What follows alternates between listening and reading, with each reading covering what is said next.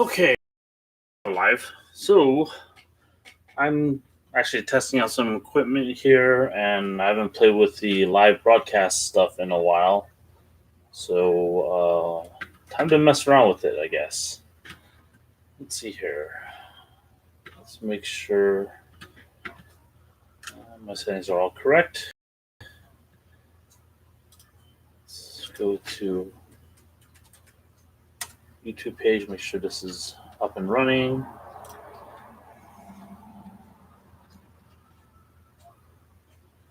This will be a little slow, but once we get going,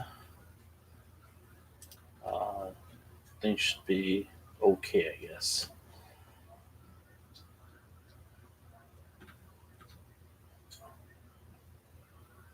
I scheduled something for 9 p.m. Pacific. So let's see if it's actually working.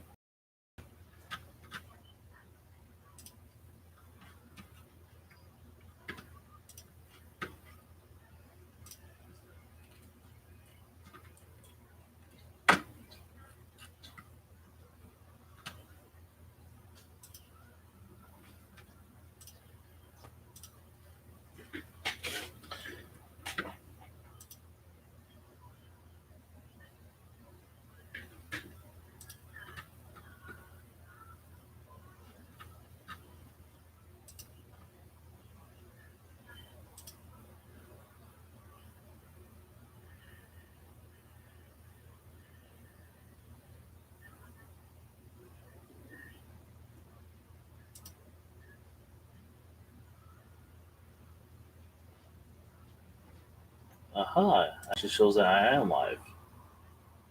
Cool.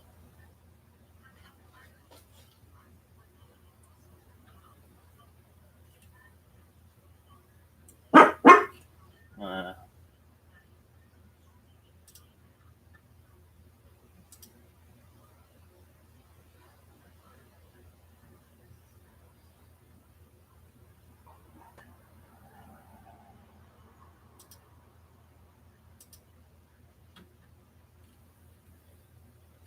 okay, maybe not. Let's see here. Let's see if I can get the. No, Josh, you can stay. Can you hear me, Josh? You get to be my test baby.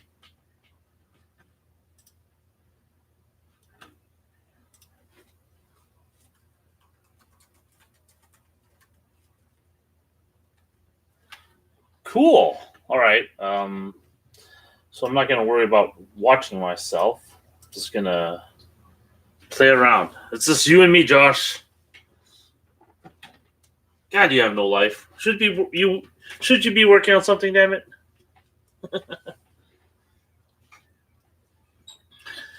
As I put on my old man glasses so I could freaking see. I'm gonna go back and forth and refer to reference pictures I have. So the idea is, I have these arm pieces for the dome that I beefed up. So you see the comparison between the two, the original piece and this piece. I've lengthened the end of this a little bit, and I beefed up the sides because what I don't want is this curve here. Let's see if I use a pointy stick, it'd be easier to see. So this curve here, I don't really care for. Well, that's also the reference pictures for the Barrage has this piece not as curvy and a little bit more blocky. Like, as you can see with the rest of the kit, it's the curves for most of the areas are gone for this. Even this curve back here, that's pretty much gone. So while it is still has some of the dome curves, a lot of it has been blocked off. So hence the forearm pieces to match.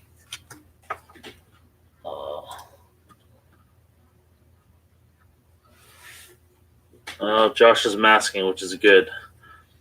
I'm going to use masking tape to kind of build up some stuff. But first, I need to fix some issues with my scratch, or not scratch building, but my modifications to this. So I'm going to turn off my light, and the reason why everything goes dark, you'll still be able to see, but what I'm using is light curing putty. You see that here, and you can see that I'm almost done with this bit of light curing putty. But if I move this around, my base camera is right in the middle of my drawers.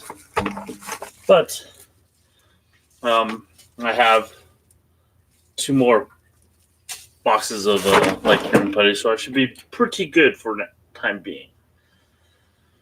So, as with your toothpaste, you get every freaking drop you can get out of this. So I'm just gonna take a little bit with back of my stirring rod, and I'm just gonna use this and apply this to my area where I need to fix.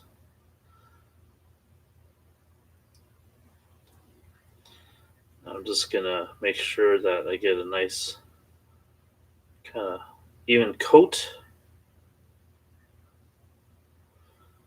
It's great with flat pieces, is you can use this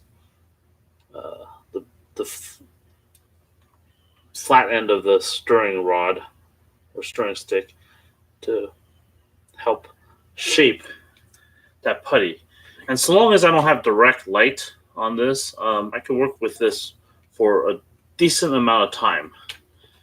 I'm going to take and hold my part like that. I'm going to wipe this clean. I'm going to button this up and put it back in the drawer, so when I turn on the lights, I'm not curing my entire tube. Now, what I usually do is I have a UV light here. So if I turn on and attempt to blind you guys with the UV light, yes, that's my UV light. And the UV light works really well with the light curing putty. And I'm going to blind you again when I turn on the big light. There we go. That'll adjust a little bit. So, Josh asked if there's any brick and mortar shops for this stuff. I think it's not allowed to be sold in California anymore. So, I found this stuff in Hong Kong. I used to find it online. Actually, I used to find it at brick and mortar shops. There used to be a place called, there still is a place called Military Hobbies that used to carry it. But I haven't actually seen it anywhere local in a long time. So, and it's kind of expensive. And I want to say that to me almost might be discontinuing it because they're realizing that people are, it's the cost versus how much you get out of it is not conducive to them selling a lot of it. So I could be completely wrong. That's the last time I heard about it. So you can see that this was in here for about maybe 2 minutes or less. I turn on the light twice. This thing has a, I think, 1 minute timer. So you can see that this is already completely cured, and I could go in and sand. What's great about light curing putty, and I keep raving about this, is it allows you to work really fast.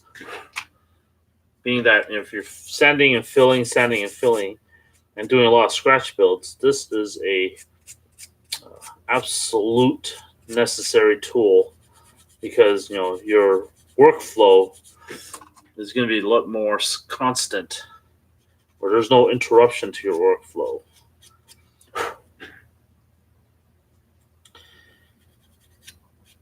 I'm just gonna wipe this down a little bit. Basically, I'm just using my sanding sticks from high grit to low grit, low grit to high grit. Always go low to high. Testing with my fingernail to It's a general good test to run your fingernail across areas that you fixed. So if your fingernail catches on anything, you'll quickly notice that, and you know that, hey, you need to keep sanding or you need to go fill some more. Let's see.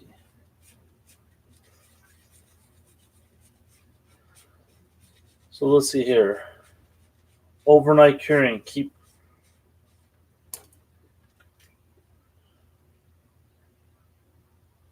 I'm not sure what you mean by overnight curing. This overnight curing is for like any other putties, like your typical white putty, your Tamiya putty, your Tamiya epoxy putty, your Tamiya slow putty. Let's see here.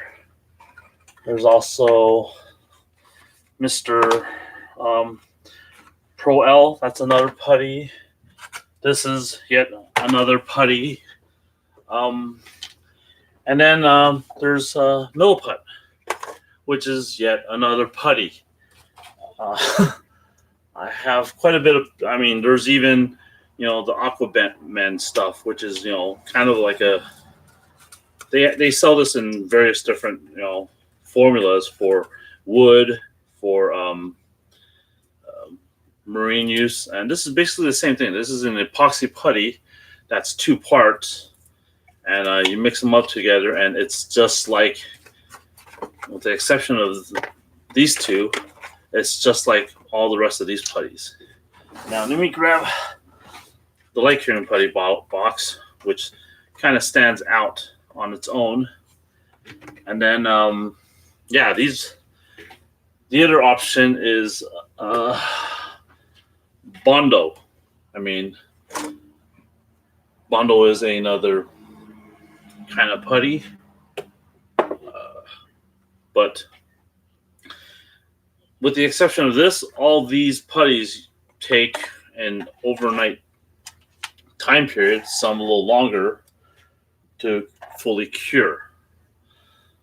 So I have a lot of different putties, if you haven't figured that one out yet. So time to put some of this stuff away, because I don't necessarily use all these all the time. But each brand kind of has its own, peculiar qualities to it. I don't really care too much for the smooth type. I don't think it really works as well as being, ultra smooth. I think the cure time is really long for that stuff. The quick type, I don't believe the cure time is as short as the box leads you to believe.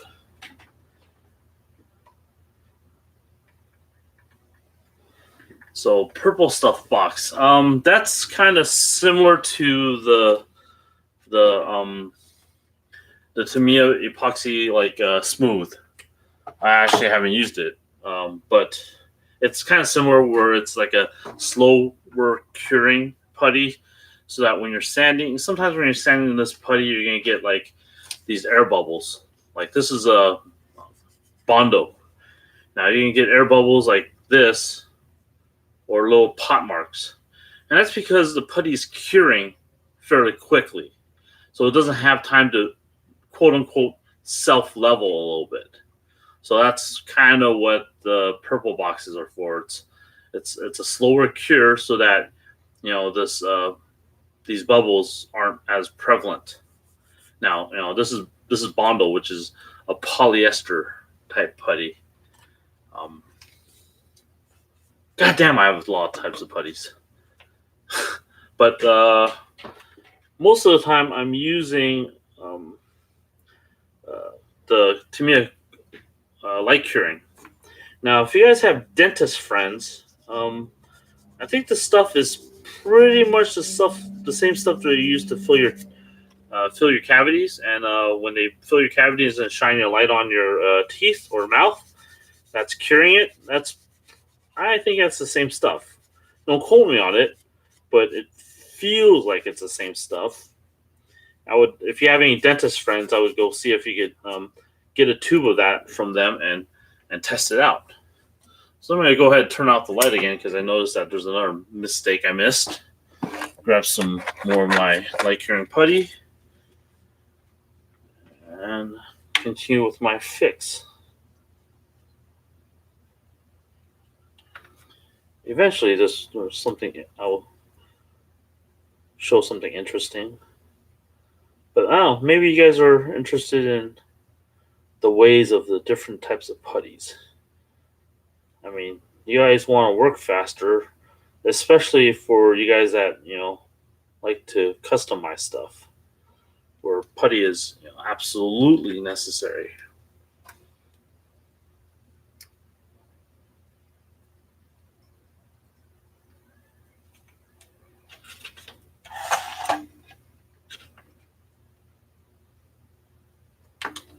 Make sure I clean off this tool, put my putty away, and push the button. Make sure it's plugged in. Push the button. And you see that I have light coming through here, sort of. Put this over. And, effectively, I am curing that piece of where that putty.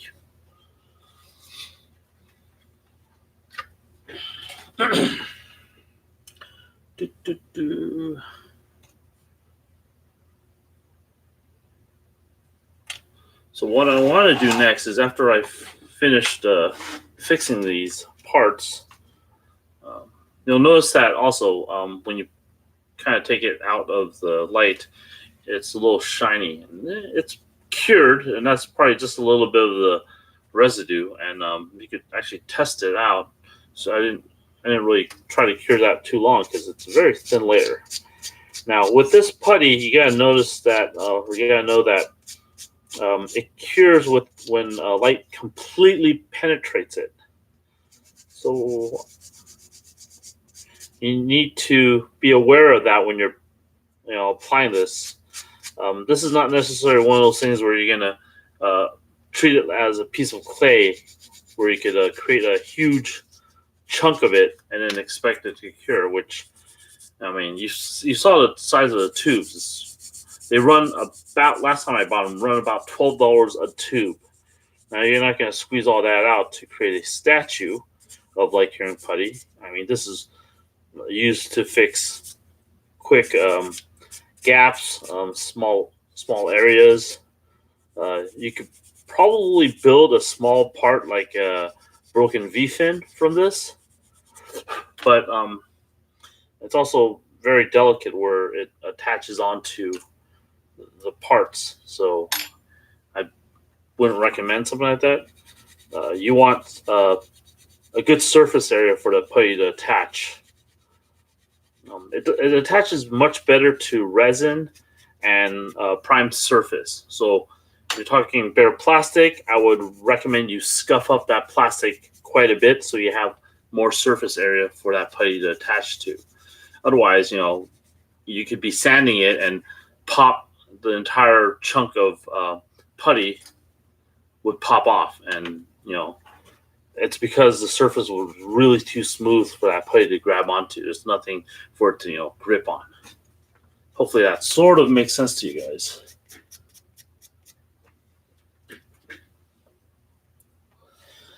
Well, Josh, the light penetration goes all the way through this. I mean, it's pretty.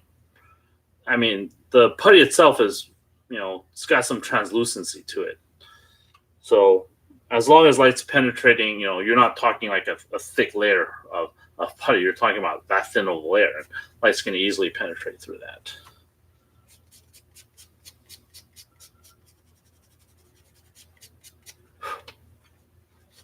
So it's been a while since I actually live broadcasted, and I've been missing a lot of the mechanism broadcast because it's on a Friday night, and I do tend to have somewhat of a life and go out with friends and drink and stuff like that. So usually my weeknights are a lot more free, and I could do shit like this. I tried to invite a couple other people, but everyone's busy. Then again, this was very, very last minute, and it's all because I wanted to test out my new microphone, and hopefully that's coming out across as a little clearer than previous broadcasts where I was using the cameras, the webcams microphone. I'll discover whether or not this works later on when I rewatch this broadcast, and go from there. So what I'm doing is I see some pot marks in between my styrene add-on putty and the original part. And you see as I'm sanding with a flat piece, you can see where there's still putty. So I know as I'm sanding that that surface isn't completely flat. So I'm using a fairly fine grit of sanding stick just to slowly get rid of that extra edge. And really, if you're looking at it flat and from a camera view, you're not going to notice those pot marks until you take it with a steady light source and look at any shadows that catch. So what I'm doing here is I'm moving this around, and this would be better if I prime this, and it'd be a lot easier to see because it's a single color. So then I'd be able to see where any shadows catch, and I know that that's an area where I need to sand down or might just need to re-putty just to build up that area again.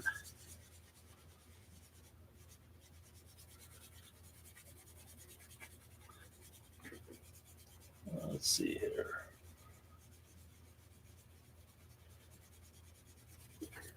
Yeah, so earlier, Josh, you talked about using milliput. So what I like about milliput is a very clay-like property. I could take water to it and kind of melt it down almost. So that's my main difference I feel with milliput versus some of the Tamiya epoxy putties. The Tamiya epoxy putty is a little bit more plasticky, I would say, almost like a silly putty feel to it. So I guess it feels a little oilier versus the clay-like texture of milliput. And it's all a matter of preference of what works best for you, what you like to work with. So, I mean, everyone has their own preferences of how they build, so it's what works best for you. This build's the first time I'm using a lot of Bondo, and I'm finding that Bondo is very, very soft. So it doesn't take scribing very well. Scribing tends to, what's a good word for it? The scribing process isn't very smooth. It tends to kick it up or as I'm dragging, for example, if I'm dragging the scriber across it, I tend to get kicked, and there's little notches from the putty because it's such a soft putty, or it's a soft filler. I guess it's not meant really to be a finishing product. The best thing to do is probably to glue plastic on top of that.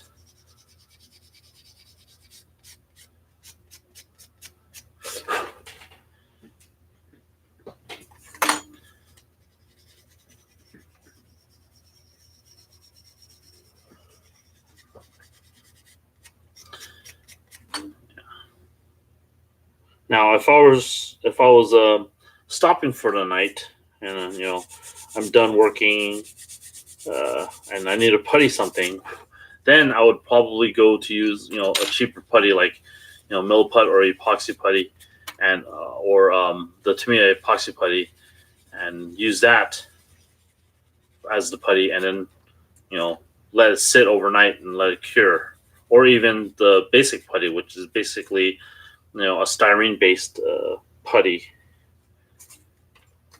and then since I'm not working on it and I don't need it to cure very quickly, the next time I will get to those parts would be the following day. It would have at least 20 hours to cure before I got back to it. So in those cases, then I really don't care about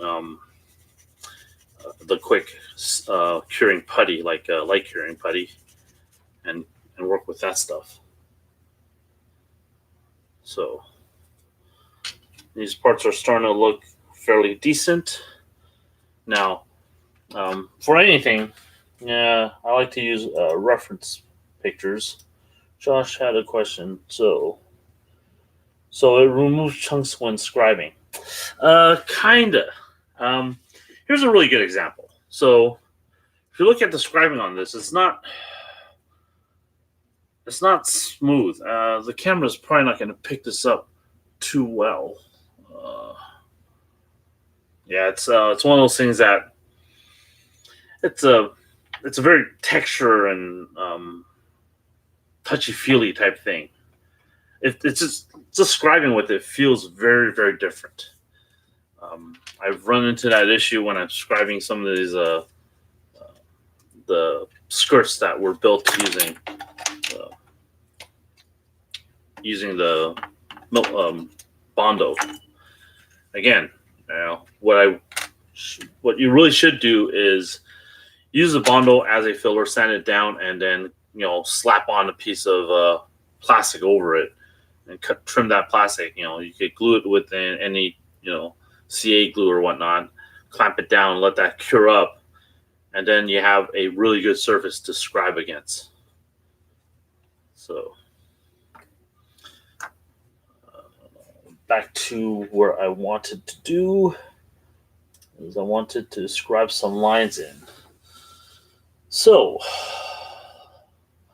this is always the fun part, is deciding on how to scribe in some lines. Now, there are multiple ways to skin the cat. First things first is, measurements, right? So let's say I want to scribe 2.7 millimeter details right here and right here. So I need to kind of measure that out to see what my distances are. So what I like to do, or what I've done recently, is I've used masking tape as my kind of general guide. So I know my edges are like so. I could run a pencil, run my pencil along the edge of this, so I know I know where my hard edges are. So I know where my two ends are, right? So I take the masking tape off. I have my two ends. Now if I lay this down on top of another piece of masking tape and take my handy dandy ruler, it's somewhere around here. I know because I used it last night. There it is. And I'm just gonna measure a bisecting point between the two of these. So let's see here. That's roughly about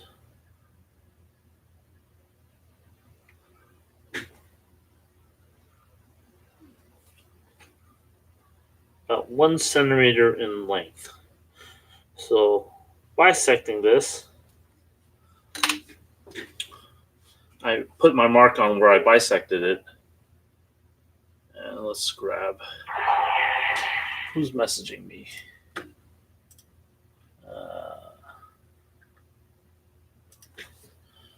As I quickly reply.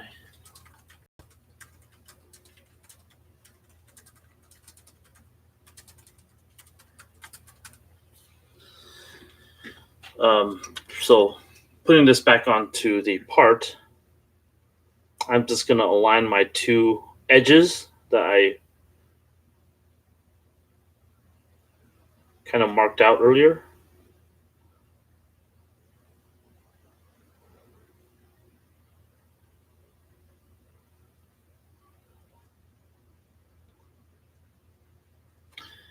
And then I can mark off middle point on here. So I know I have my bisecting line. Now what I'm going to do is I'm going to do the same on the back side. so I can measure out a middle. This way I can know, I could use the 2 points as a guide to draw a bisecting line. Let's see here. Measure that out. Yeah, I'm sure there's better ways to do this, but this is what I've found has worked fairly nicely uh, as I've been working on this kit. So now I have my other line. So now that I have my 2 marks here and here, let's see if anyone.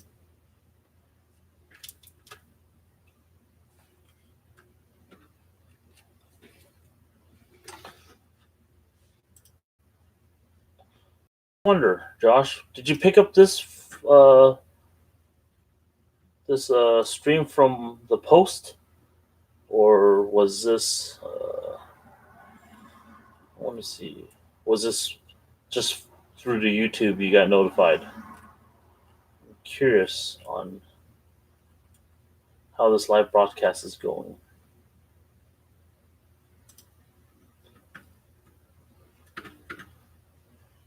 Aha! See, the stream is not correct. So let me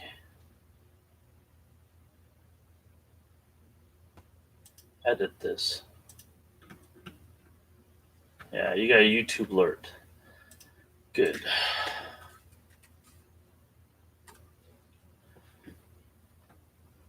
Let me see here.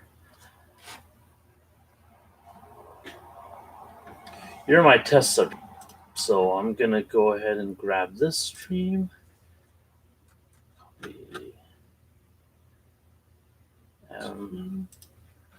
And edit this. Edit this post.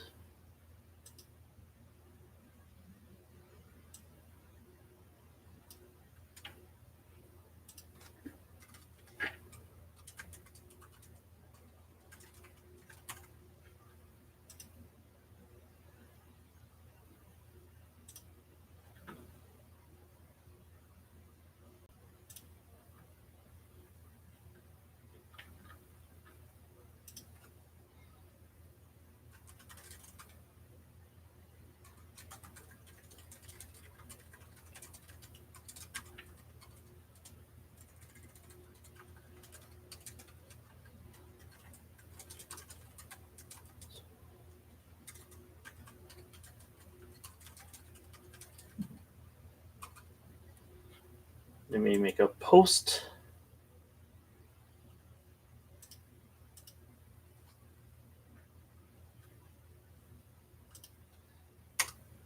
And there we go. Now hopefully people will see this and join, other than just me chatting with Josh. Yeah, they don't know about this. They don't care. Freddie's working on some freelance stuff, so who knows? Now let's get back to my scribing. So now I have my bisecting line. I could kind of use this as a guide as well.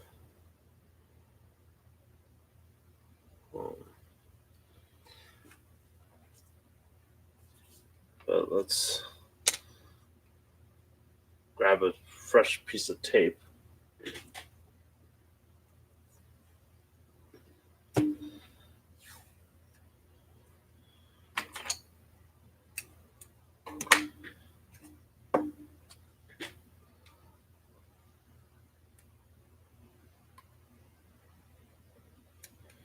Now, another thing you should do is measure your distances after you lay down your tape.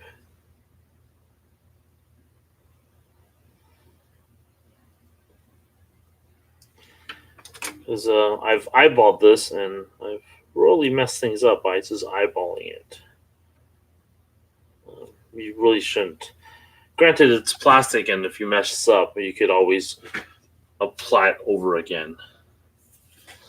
So the nice thing about having tapes of different thicknesses is I can use this as a kind of general guide for how far things are apart.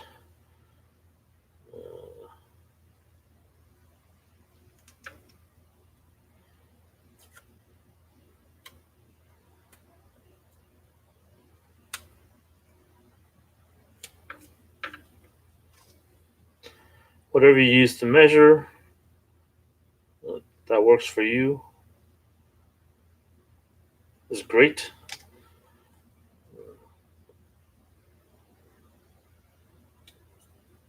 So long as you are measuring. Because,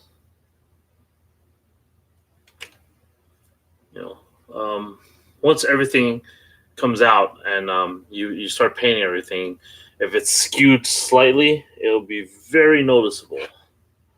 So once I have this line here, or this piece of tape here, I'm going to draw or trace in rough lines, and then I'm going to remove my piece of masking tape and look at those lines and see if that makes any sense to me. Master Bader. So I've these lines look fairly close. Now I'm gonna go ahead, and since I already have my marking tool, I'm gonna mark up the other forearm piece. Let's see here.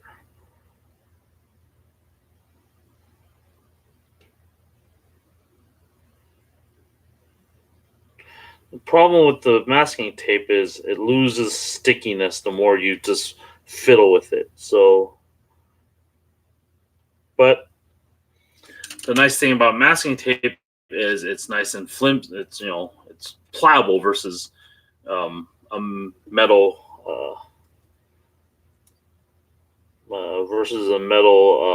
ruler. But since this is a flat piece, it's very easy to just use a metal ruler and measure out your middle sections without having to worry about messing up.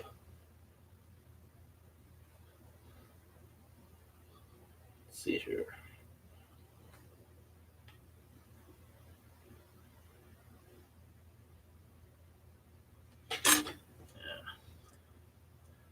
And this is a lot easier to read versus the metal ruler. My eyes aren't as good as they used to be, so some of these small ticks on here, they just look the same to me. So it's easier for me to just make two large ticks and a middle tick, and I know where my centerpiece is, right? Kind of makes sense. So my special piece of masking tape down the center.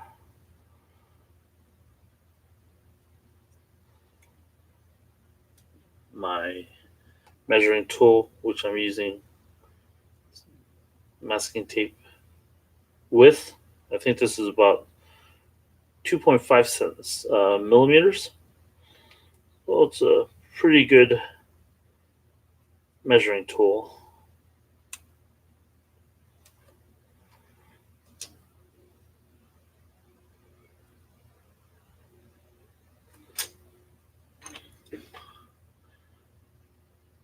And draw in my marking lines that I want.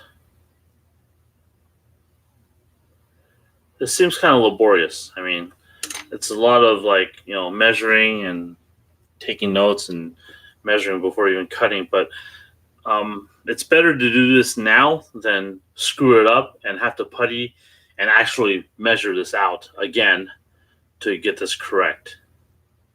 So now that I have those lines marked off, I could mark off where my kind of where I want it to end.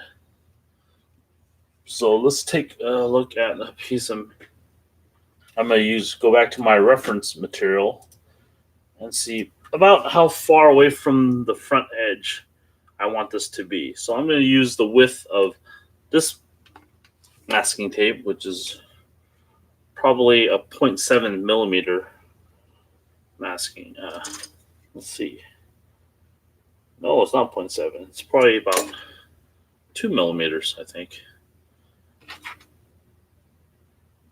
1, 2, yeah, about 2 millimeters. So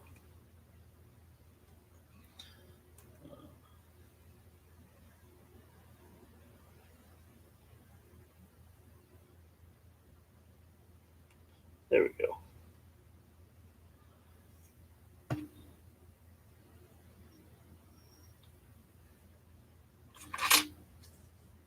Trim this. And now to keep my hands from, or keep my oily fingers from hitting this too much, you always use tweezers. And what I'm going to do is I'm going to align this with the front of the fore arm piece, like so. And then I have where my end line would be. So I'm going to another marking.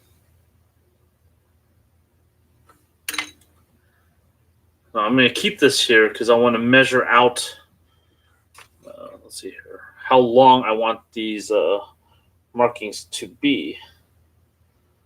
So I'm going to lightly put this masking tape over here.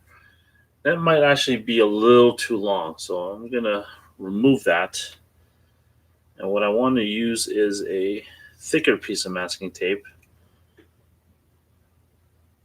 Let's go with my 250, which I actually already have, but let's grab more masking tape.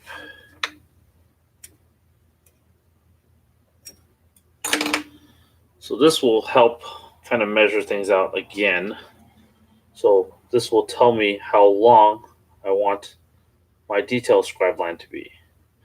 So I'm going to have a beginning and end to this scribe line.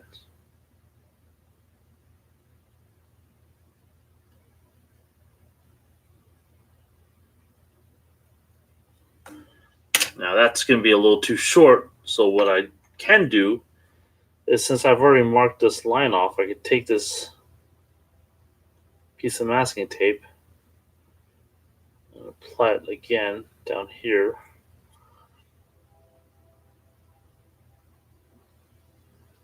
Like so, and make sure it's like that. And draw in another line. So with that done, I could remove this mask. And now I have the borders of where I'm going to scribe. So I'm going to go ahead and put that away. And to help me scribe a little, I'm going to measure this out. So I know that my distance here is this. So this is about 6 millimeters. I'm pretty sure. Yeah. According to this, is 6.26 millimeters. So let's stick with that. And let's grab the handy dandy chopper tool and measure out 6 millimeters.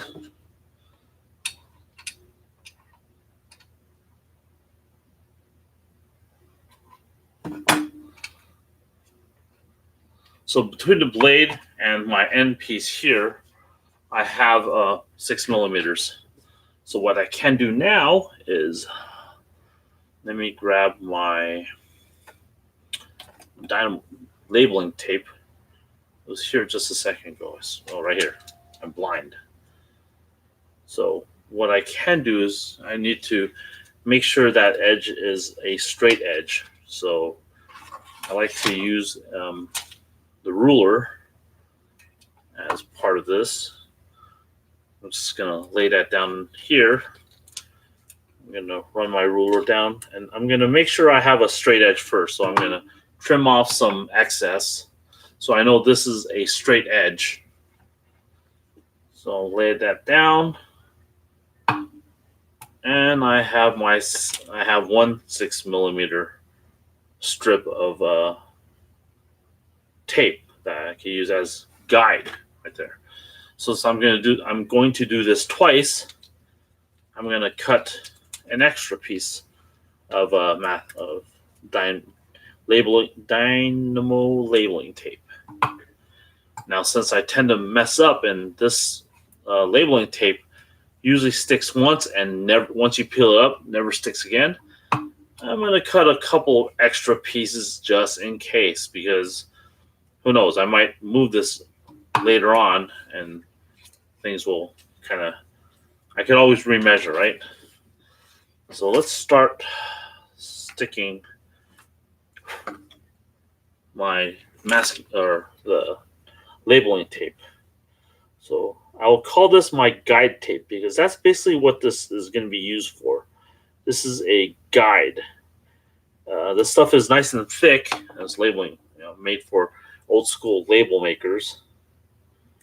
I grab it from a decent edge, peel that off, and I'm going to carefully lay this down here.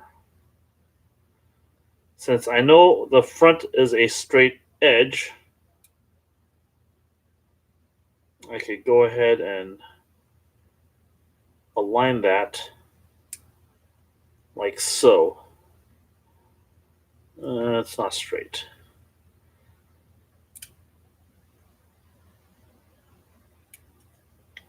It's almost straight. Now, if I keep sticking and unsticking this enough, I will lose complete stickiness and this won't work. So I'll have to go on to another piece. So now that I have that done, I could go ahead and stick more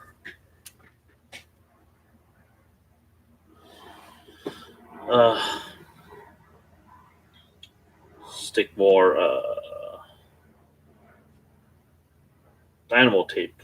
So this is a little piece of dynamo tape I had left over, and I'm going to use this as my guide, my stop guide. So let's undo this. The backing is kind of a bitch to remove. So back of a knife is very, very handy to help you remove that.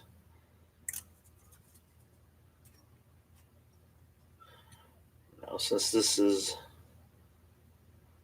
straight edge, just gonna lay that down there, and that will be my stopping point for my knife or for my scriber. It's always good to have a hard stop line.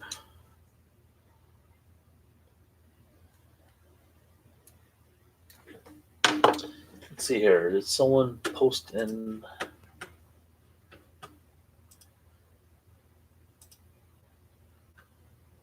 No, it's just a comment.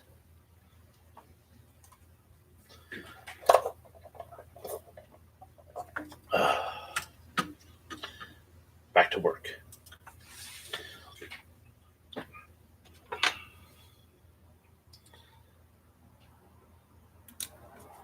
Yeah, so a lot of people use this to cut trim styrene with.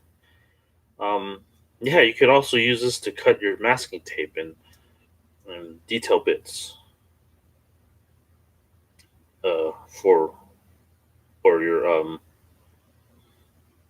or what I'm doing here. Let's make sure this is straight. So now I have a sort of guide. I'm just going to run my scriber across the surface here. Now you want to do this very lightly. I mean, you're not. This stuff, these scribers are very sharp.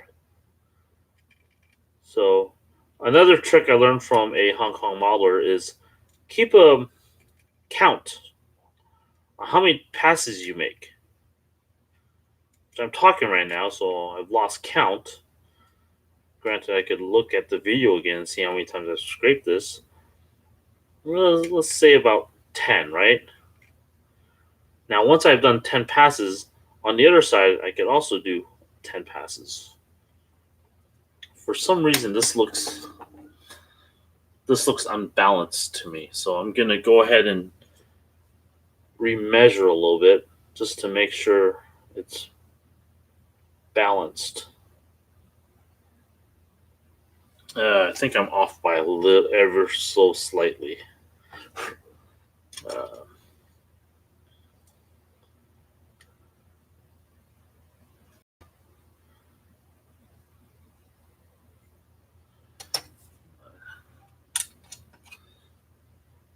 This is going to be hell on anyone with OCD.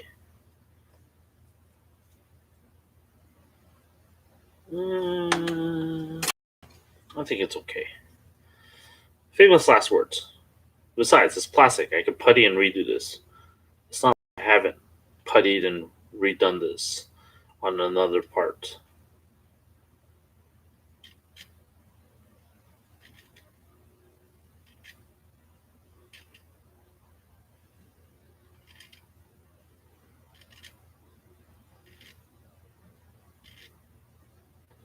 So notice that I'm scraping from one end to the other. I'm going to flip it over and do the same. Scrape from one end to the other. And again, I'm using very light pressure. I'm letting the tool do all the work. I mean, it's scraping up a small amount of plastic each time. Now, the reason why you don't want to, put a lot of pressure on this is because the plastic will give in certain areas, and you'll get kind of undulations in your scribing, and it'll look very uneven. And this is again to the earlier when I was talking about scribing over Bondo, because it's so soft. When you're scribing over it, you're getting these uneven scribe lines because it's bouncing all over the place. And another reason why you want to keep count when you're scribing is so you have even depth between the two adjacent scribe lines.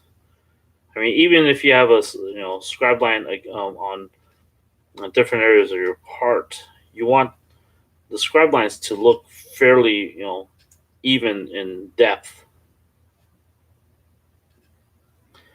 What's tricky is depending on your angle you're looking at it with the light that's above you, your shadow is going to change.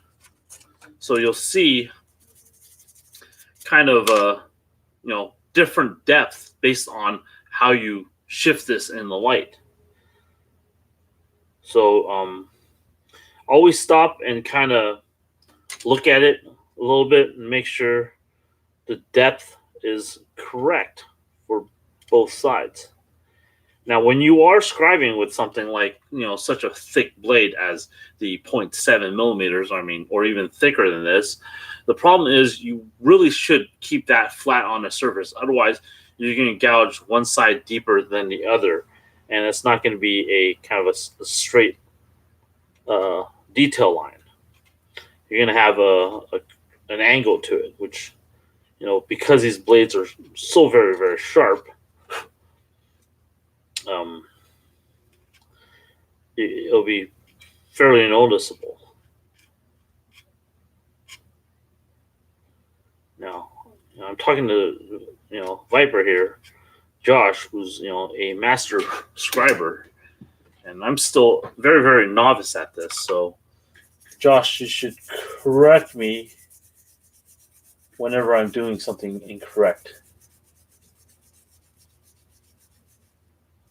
So Josh is asking, should we worry about stocking up on the Chopper 2 parts? No, because this is just a cutting pad. I mean, really, it's we can measure one of these out and cut our own cutting mats, and that replaces that disposal piece. These are blades, which are just um, straight razor blades that you can buy at uh, any hardware store or any shave shop even, right? It's just a straight razor. So other than the base chopper thing, you don't really need replacement parts for this. Now I kind of laughed when Freddie bought a bunch of these, and I bought some from him too, or when he did a buy, where I could just take an old cutting mat that I have and measure this out and cut it and it'll fit in here. Just works the same. I can even use the same grid lines if I wanted to. So Amazon sells a bunch of these cutting mats for fairly cheap, so we can easily replace parts. Now, the reason why Josh is bringing this up is the company that sells this, Northwest Short Line. They're shutting down their business after like 70 or 65 years of business. So this is where that's produced, and I'm sure someone will. There's other designs for similar items like this. There's another guy that has one that has an adjustable dial here, so that when you get angles, you could get very precise angles as opposed to measuring them out with this device here. So there are different products out on the market that will easily replace this, or they're actually right now on the market there are better products too. So it's a matter of who's using what and what you're comfortable with. So I'm going to remove the guides, and one of the first things you should do after you remove the guides is kind of sand any excess plastic. The process of scribing kind of sometimes pushes plastic to the edges. So what you want to do is you want to clean that up a little bit, and then you'll really see how well your scribe line is. The true test to your scribe line is actually priming it and then seeing how it looks, because they really show up better after you prime. So right now I'm just kind of lightly sanding the surface, and I'm going to brush off any excess, and you see that's my scribe lines. They look fairly decent. You can see the difference between okay, maybe you can't see that because yeah, you can kind of see that if I hold still and don't wiggle around too much. So really, once primer shows up, I'll really tell if these are really off. This is off by maybe 0.5 millimeters or 0.2 millimeters, but I'll put this on the right arm where it's holding the gun, and no one will ever see this. I'll do better on this piece, I guess.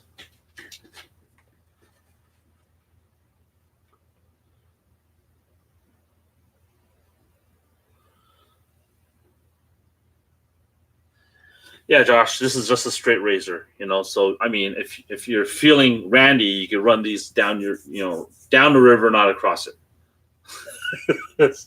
That's messed up.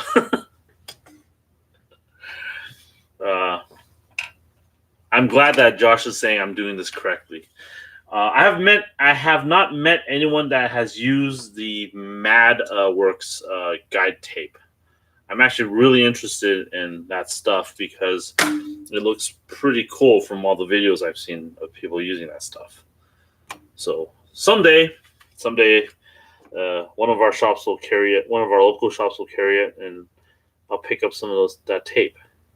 That, or I go to Hong Kong and pick up the tape from Hong Kong. So whichever comes first, I guess. But right now, this dynamo tape works really well.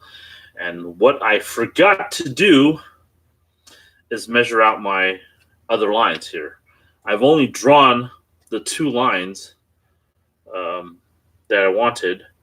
So now I really should just go ahead and measure out the lines, measure out the rest of the lines.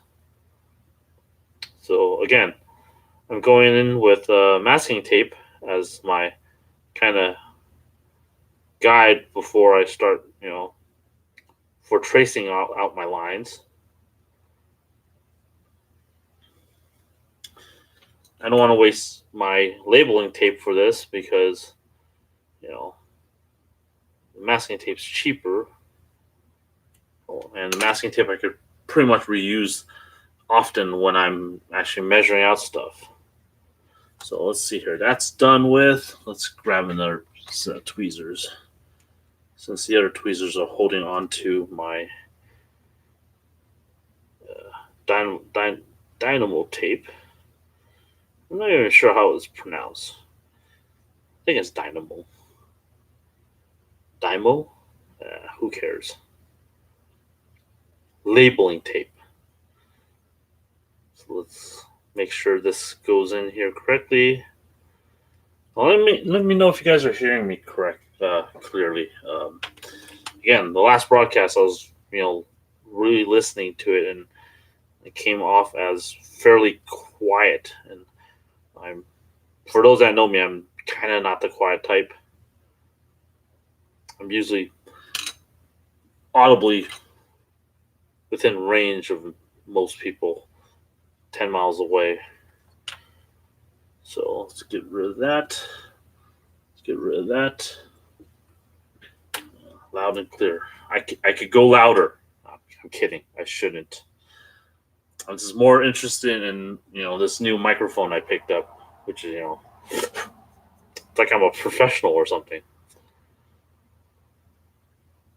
Okay, let's make sure this is lined up correctly like last time, but better than last time. I'm kind of making the same mistake. I'm favoring one side over the other. So once I have this down, again, I'm going to take my trusty measuring tool.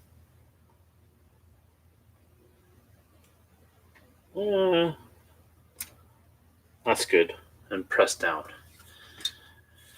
Now, since I ran out of my pre-cut dynamo tape, where's my label tape? There it goes. Time to cut some more labeling tape. Okay. Little guides there, little guides here, and the chopper. 1, 2. There we go.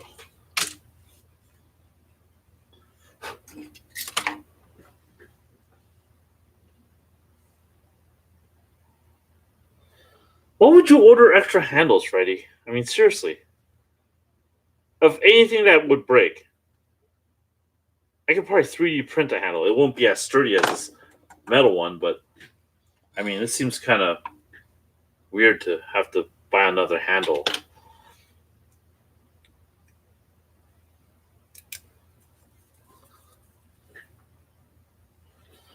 Okay, I'm kind of wondering how you've broken one of these handles, Freddy. Very curious about that.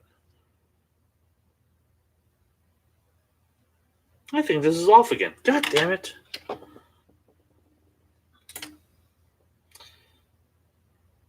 My eyes. They aren't what they used to be.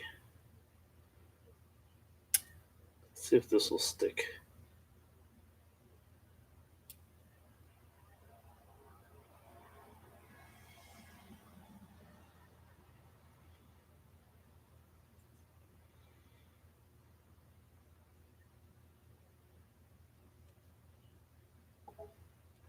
I think that kind of works.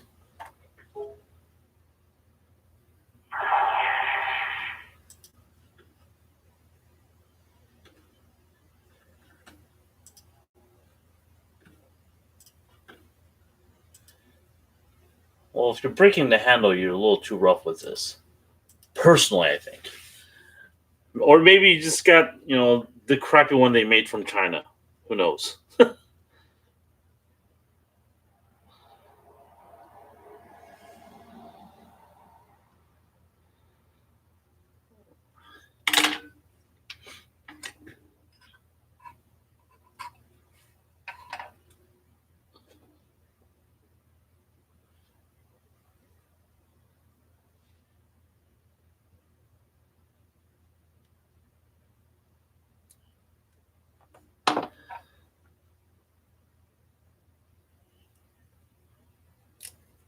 Seems like I need background music here. It gets quiet and it gets kind of creepy. It's also different from, the communal chat that we have. It's usually everyone fighting for jokes, which is kind of part of the fun. This is boring. You're just watching me, lay down tape and cut things up. So let's give myself a little bit more room here, and I try not to break my handle so Freddy can laugh at me and say, haha, you broke a handle too. So same process as last time. I'm just gonna scrape 1, 2, 3, 4, 5, 6, 7, 8, 9, 10. So 10 scrapes. Along the bottom side, 1, 2, 3,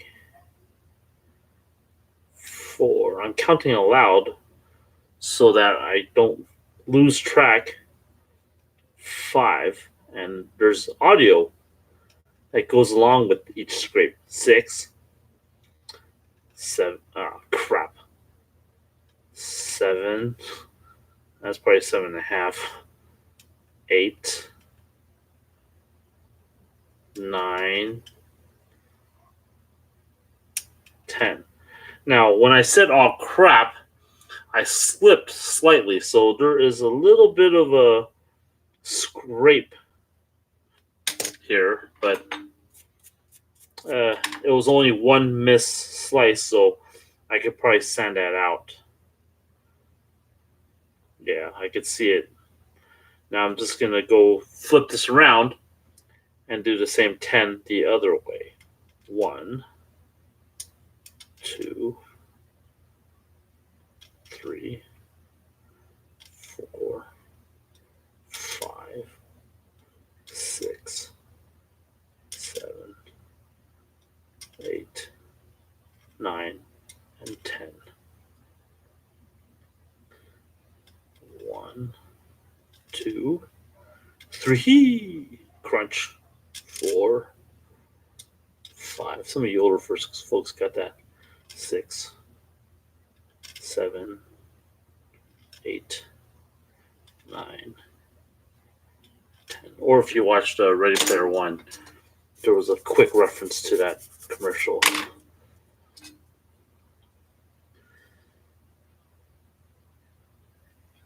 Quick. So 20 stripes down each side, and that should be good enough. Let me pull this off.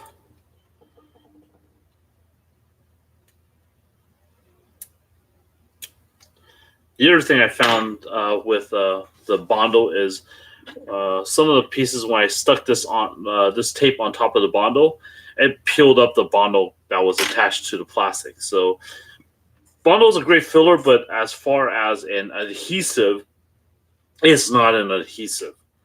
So yeah, you've been warned.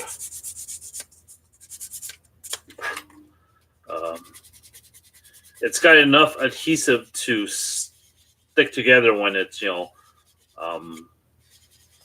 filling something, but as far as sticking to stuff, it doesn't really stick that well. As far as your regular adhesives would.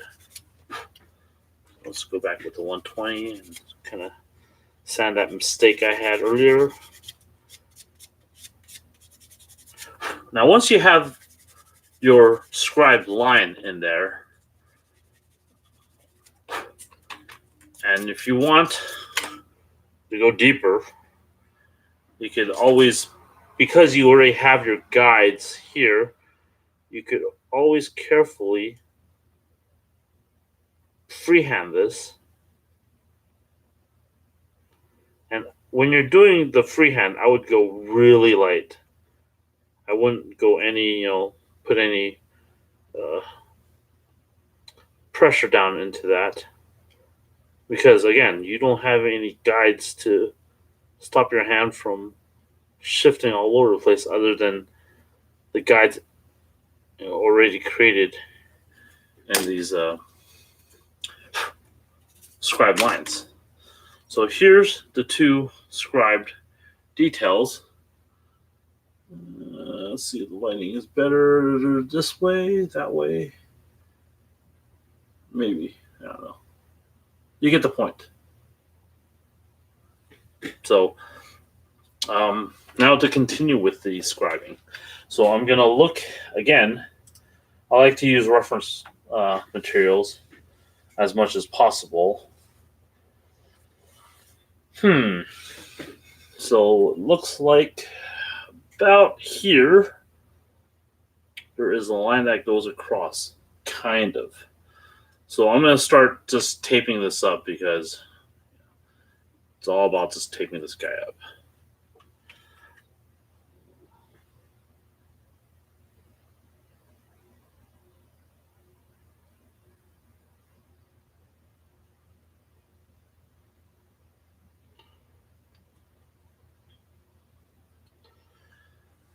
Now I also have something along the lines of a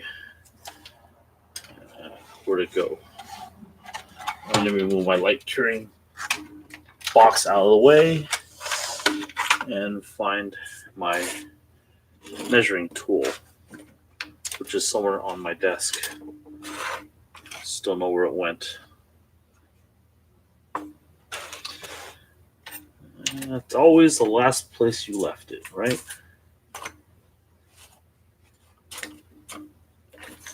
It's probably right in front of me too.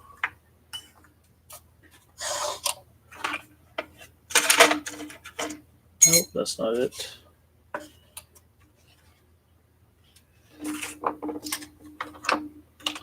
Yeah, this is half the time when you're building, you're looking for where you last left the tool you need the most, especially if you're a messy builder like I am. Now, this is a template. This is not what I'm looking for, but this will do because, well, maybe not. I need something more precise. So I'm looking for basically my angle tool. If someone on screen sees this, please scream at me. Maybe. Oh, right here. Haha. He said under the chopper, which pretty much, was pretty much under the chopper. So what I'm going to do here, I'm going to measure and make sure this is close to a 90-degree angle here and a 90-degree angle here. So I know that when I do draw a line across,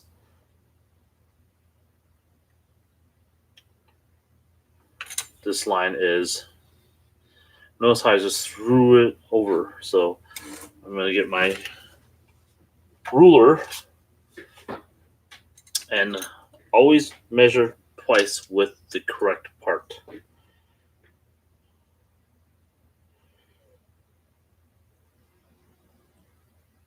So yeah, it's good. So that's my first line, is this line across here.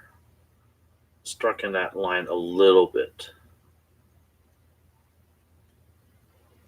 Also worried that there seems to be a little bit of a indentation there. So I'm not going to worry too much about this. Now, the next thing I want to do is keep going and draw in the second line. Now, let's see here. I'm looking at the reference material I have. So I need more of this tape, I guess. That's going to be my centerpiece. Let's see if that works. That kind of works. Now, what I also want to do is I want to measure out a second line with a different thickness than this. So this will sort of make sense once I get this all kind of mapped out. So I also got to remember when I do this to do this on the other side, which for my purposes now, I should just go ahead and do both pieces at the same time, just so that I don't have to remember the steps I took to recreate this. So let's cut out some some masking tape. Let's mask off that same area here. Let's see if I could match that as best as possible.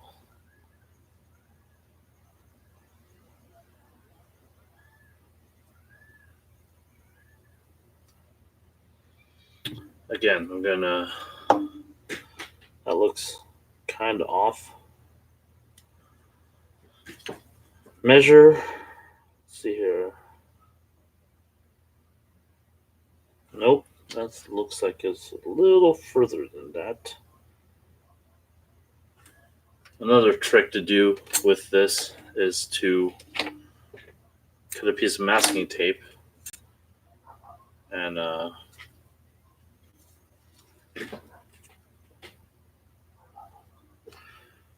tape down where the mark is at, right? So that I know that's my distance. So when I go to measure this, that looks good to me. And when I go measure this, it's not quite there. Maybe about there.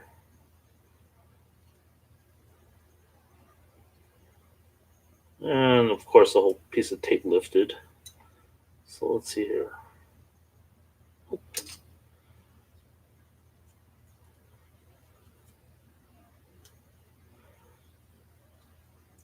Granted, these arm pieces are not next to each other, so who the hell's going to be able to tell if it's exactly the same? They're not sitting here like this, right? So, but for the sake of doing things the correct way, we should do things the correct way, right? And as opposed to that way, when someone watches this in the future, they're not screaming at me saying, "You're doing it wrong. Why don't you care?" I sort of care.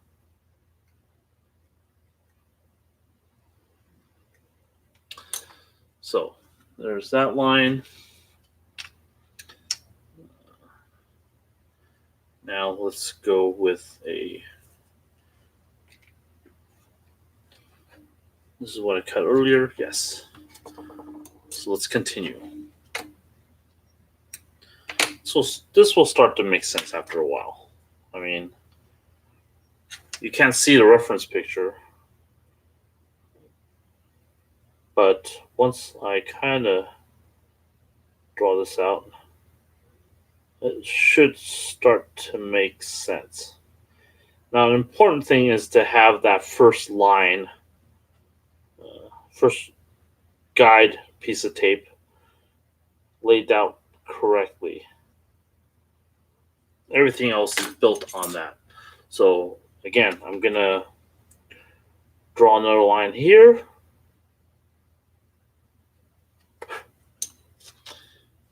And more tape. for the next piece.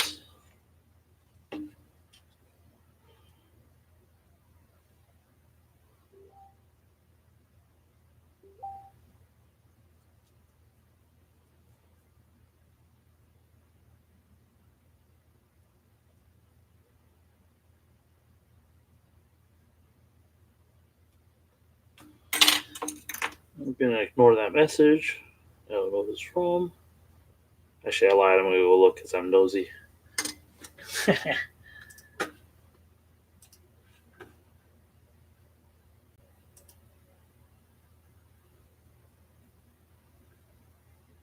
Ah, okay. So, no joining for Angel. Okay, so I have my second line drawn there, right? Now let's go with my big fat piece of plastic or piece of tape. And what's the best way to do this?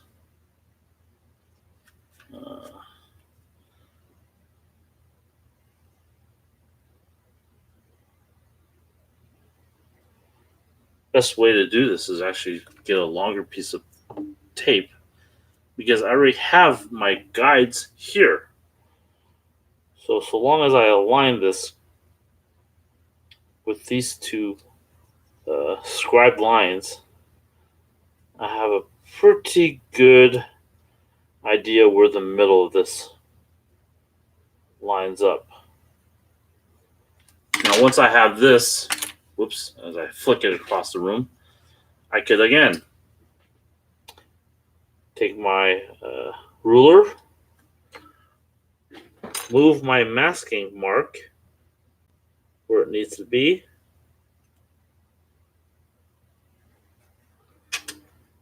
now I could tell whether or not this is lined up correctly, and it is. And I'm going to get even more masking tape. Someone out there is going to scream, "Why are you wasting so much masking tape?" Well, masking tape is not overly expensive, I guess. But that's a very good point. I could take this to my Cricut, however the hell it's pronounced. I think it's pronounced Cricut. And cut out a lot of masking tape to scale and just lay this down. They're identical, but that's more work away from the computer than I want to do now. Measure this. That looks about right. Looks about right. So there, I have my center line. Now I'm going to go ahead and draw another guide down here.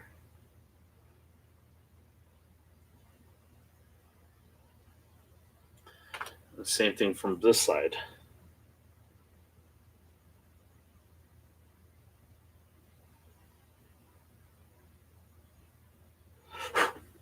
Once I have these drawn in, this also helps kind of visualize, once I take it out the tape, whether this kind of makes sense or not.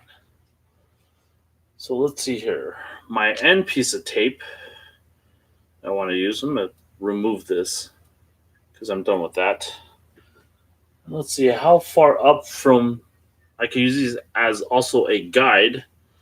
So let's use my 2mm piece of masking tape, or actually 2.5.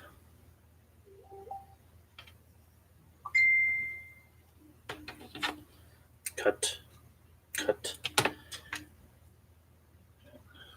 Since I know these are fairly precise, I could mark them here.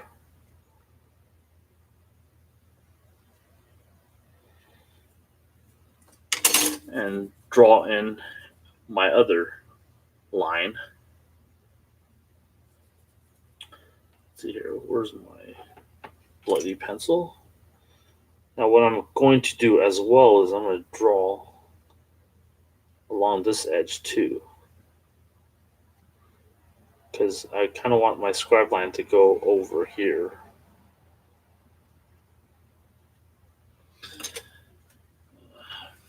Let's see here.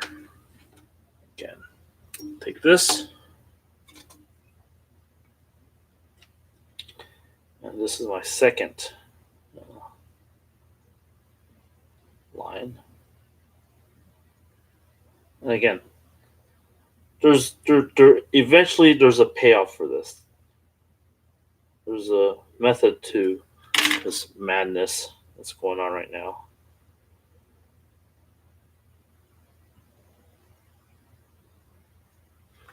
Okay, now to do the other end before I forgets. Let's see here, 2 millimeters, 2.5. Remove this piece of masking tape here. Let's lay this down like so.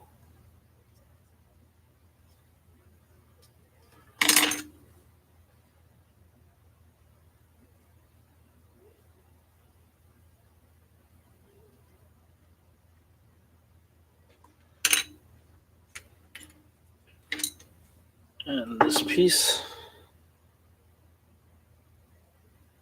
like so.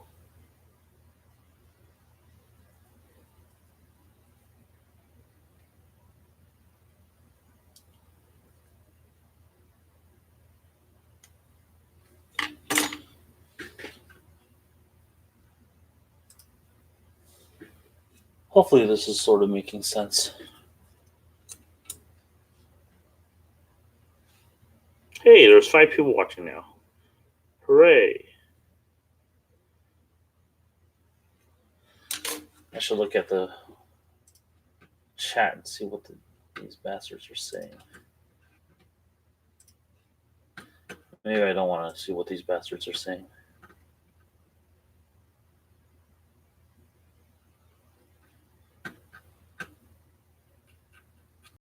They're not saying anything important. Okay, back to this. I've drawn my second line in, right? So now I'm going to go ahead and start removing some of this masking tape. Now what I want to do is also on this edge draw this line down here. Hopefully that's straight. It should be fairly straight. Start removing these lines. Crap, did that line get erased? No, it didn't. So hopefully you'll start seeing some sort of a pattern here. So you see something like this, right? I have these lines drawn in. Now what I will do next, see, I need this to, I need another guide mark, right? Well, not right. This will sort of make sense as I continue. So I'm going to find a even thinner piece of masking tape. And I'm going to use this as another guide marker. And once I lay down the labeling tape to describe this will sort of start to make sense, hopefully. I'm basically drawing out the design I want.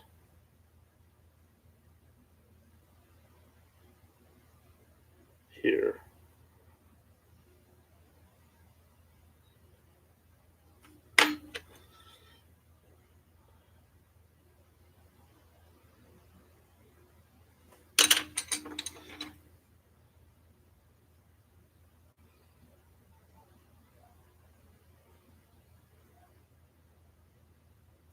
It's amazing I could chew gum and walk at the same time.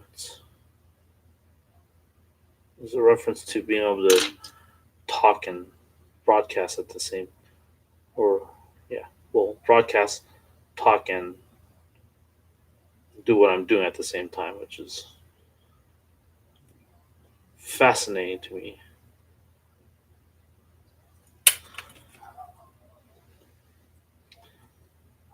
Let's see here. That's a good mark. Mark that there.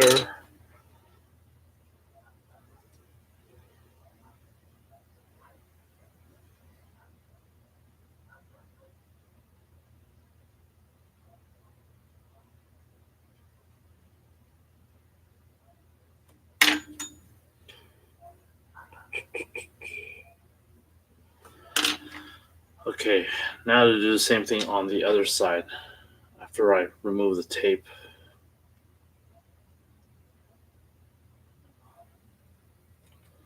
We use a lot of masking tape for painting, so you know this is kind of similar to that. It's you know I'm using it for something, so once I'm done, it's thrown away. So masking tape is a consumable, similar to paint. It's just one of those things that you get to keep buying on and on and on in your modeling career. So it's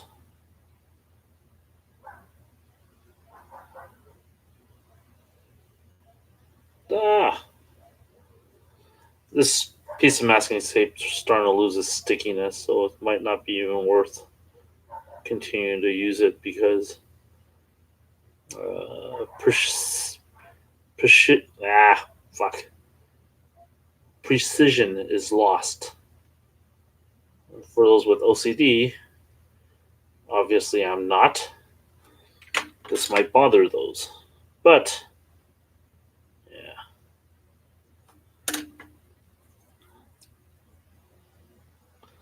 You have to look really close. Well, actually, probably not. This will be pretty visible if it's a nice fuck up, which will be great. It's not par for the course. I haven't ever fucked up anything ever before. All right. Last mark lines. Come on. You could do this. A little piece of masking tape.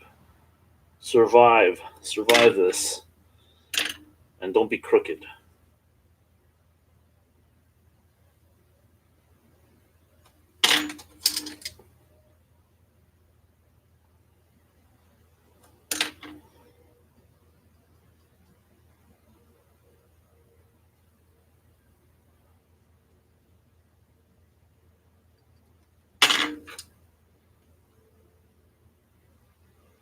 Okay, so now I have these grid marks done up. Sort of going to make sense now. Now I'm going to cut up some labeling tape.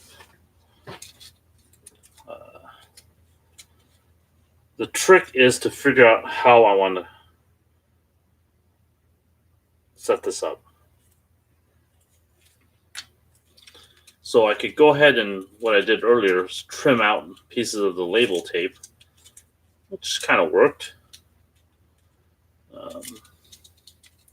So yeah, maybe I'll do that. What I'm going to do is, since I want a longer piece here, I'm going to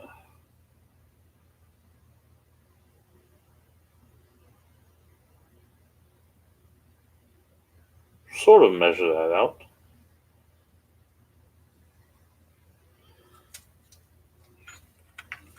So I know one side is 6 millimeters, right?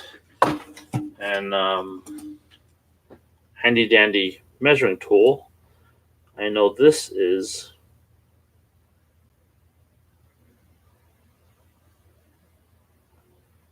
16.8 millimeters. Both sides look good. Tighten that a little bit. And use that as my guide for measuring out how long I want this masking tape. So earlier I was cutting this masking tape pretty straight, so I'm going to continue doing that using my handy dandy ruler as a guide.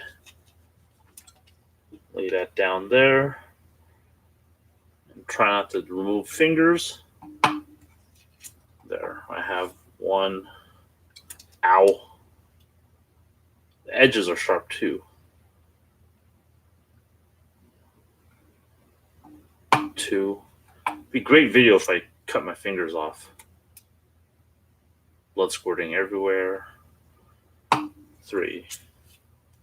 Let's do 4 pieces, just in case. Yeah. So next, I'm going back to the 6 point whatever millimeters I had. 6.2 millimeters. And let's drop this back down. Measure again. Now, since I have the long side of this, it's always fun to hold on to this while I'm cutting really close. So now I have exact length.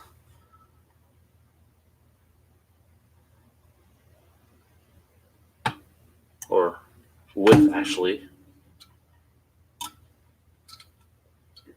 Okay, where'd it go? There. 1, 2. Because I'm paranoid, get a couple extra cuts in.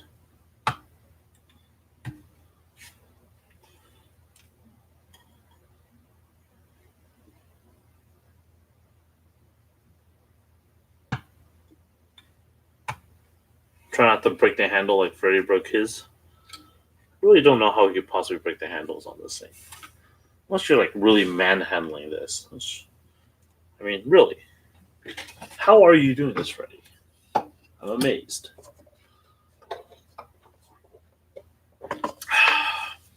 All right. Back to the task at hand. Peel off masking tape and let's or not masking tape, labeling tape. And let's continue. So since this is measured and cut correctly, this should fit perfectly here. God, I hope this does. It's gonna bother me if it. No, it's not really gonna bother me that much.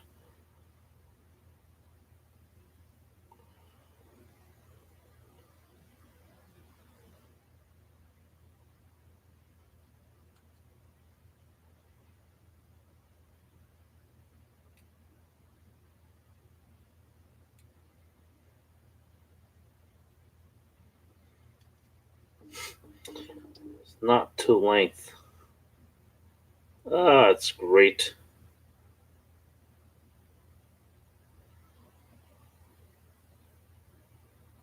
Okay, I'm peeling this up. This is kind of wrong. Let's see if this works.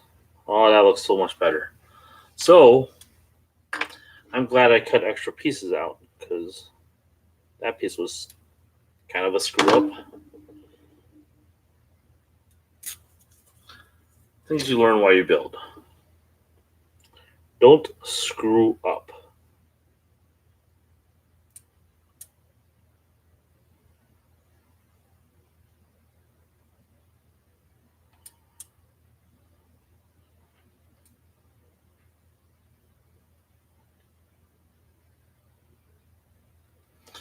Okay, that looks fairly straight, right? So I have my line here, I have my line here, and I have my lines here, right? So I have my square, so to speak. Now I'm going to draw, or we're going to put in my side lines. Let's see here, that's, oh, actually, let's do the other side. It behooves me to actually test fit this against this before peeling it, right? That would make so much more sense than what I just did earlier by peeling it and trying to get it to work. But hey, this is all about learning from your mistakes, right? Nah, just keep making more and more mistakes. Okay, lay this down, center it, find your center, Om. Shift this down.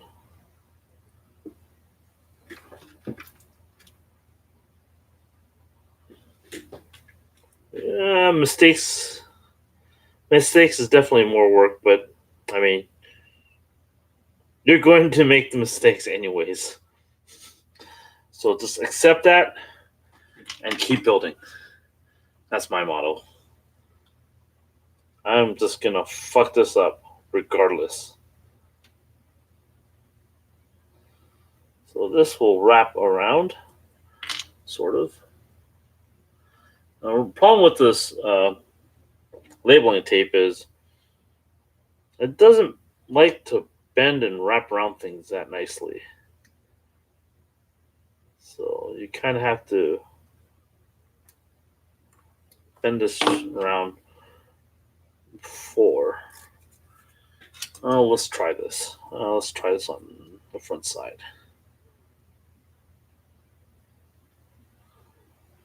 Okay, so I can still see the first set of marks, or the last set of marks I did here and here. So I'm just going to make sure that this line is straight. Come on, you can do it.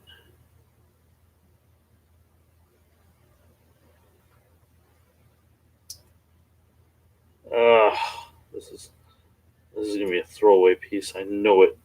Yep, done. Problem is, once you stick it onto a surface, it tends to not want to stick again because there's so much dust and other particles on the surface that the labeling tape doesn't stick.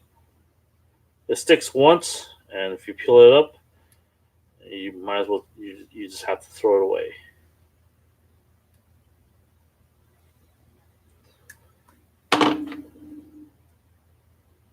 So try not to get fingers touching on the here as well. It's one of those things.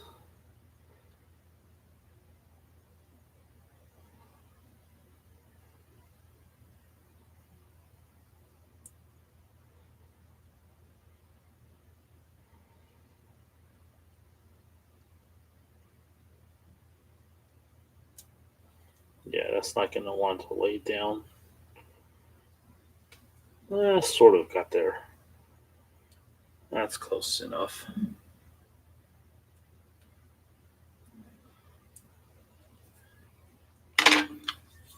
So what I need now is another piece of labeling tape that's a little longer, so I could kind of wrap around this piece like so.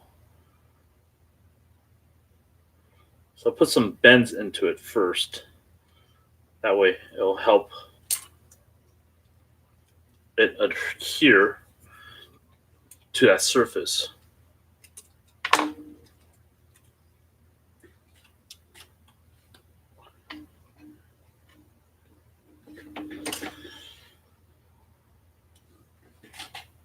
Abraham says that he crushed his headpiece one time and totally used that battle damage. Yeah, I've made mistakes and completely destroyed pieces and said, "Hey, hooray, battle damage!" I mean, the Bob Ross would say, "Happy mistakes."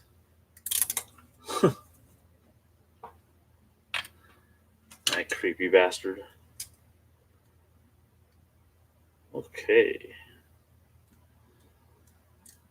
This is gonna work well. I could tell by it already. Sort of works well.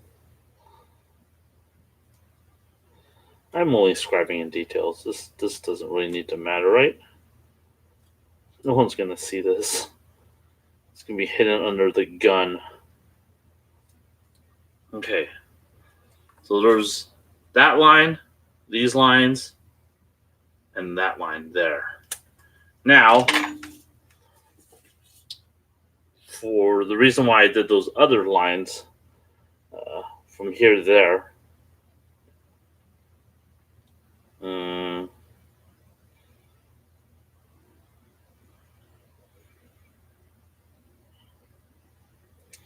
I'm probably going to have to do this in 2 steps.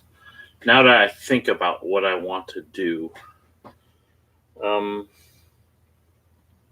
maybe not.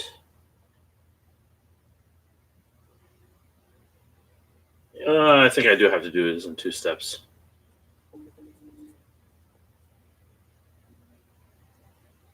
Actually, no, I don't have to do this in 2 steps. Brainstorming while I work on this. This is what's happening. Is that? So this is an extra piece of labeling tape. I'm going to use every little bit of labeling tape so it doesn't go to waste.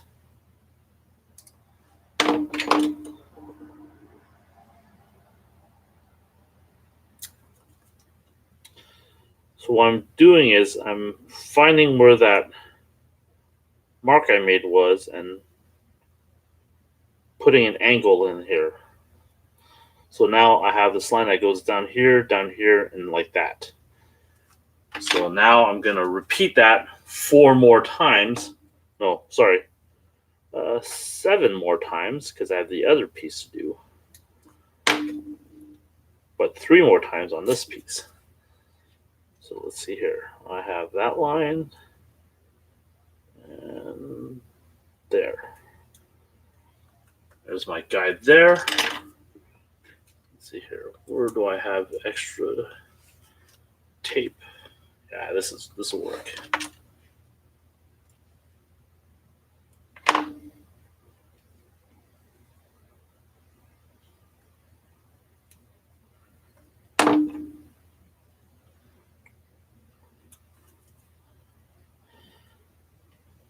Stick that there.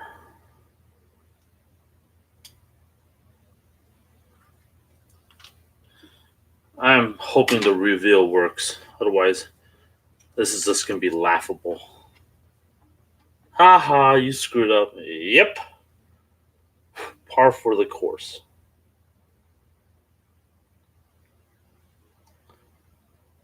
This is probably why most maulers don't broadcast how they work. Because there's a lot of whoops, fuck that up. Whoops, fuck that up.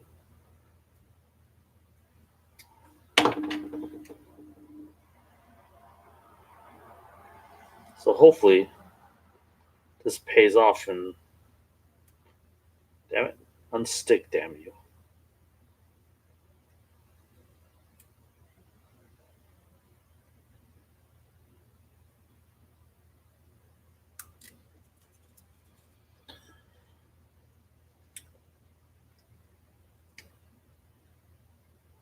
The payoff would be a nice looking scribe line. So we'll see if it works. Let me go take a look again at my reference pictures and see. Oh, I do have to do this twice. Let's see here. There. Yeah. So right now, I'm going to go ahead and scribe this because I'm not going to worry about this too much because I already have my lines drawn in. So just for the sake of entertaining you guys, are you not entertained? Yeah, I wouldn't be entertained either because this is really boring shit. I'm going to use my point due, what we at the last mechanism broadcast, Sushi Burrito Scriber, BMC Scribers. And I'm just going to go ahead and try not to fuck this up. So let's start at one end, and like earlier, 1, 2, 3, crunch, 4, 5, 6. Everyone count with me. 7, 8, 9, 10. 10 scrapes across her back. That just sounds kind of creepy. 10 whips. That's a little dark too. 1, 2, 3, 4, 5, 6, 7, 8, 9, 10. So in one direction, like the band, let's go back the other way. We're swinging both ways, like the band.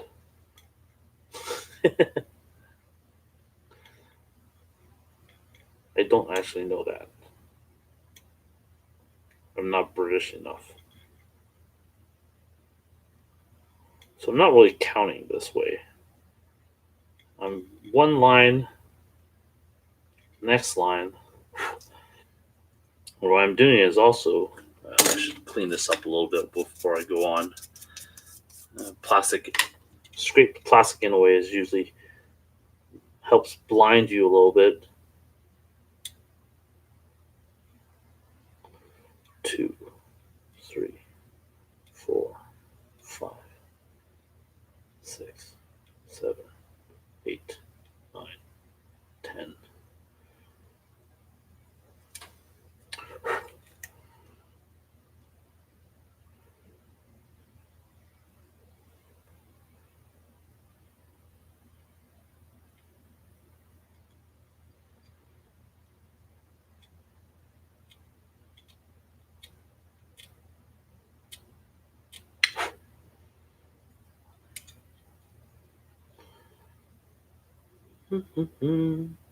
One.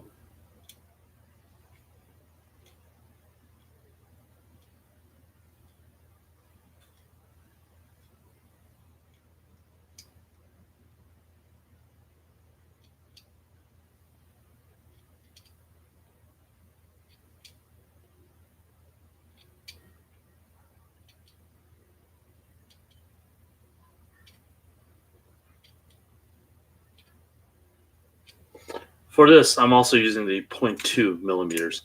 Earlier, when I did the detail thicker lines, this was a 0.7 millimeters. So, in case I forgot to mention that,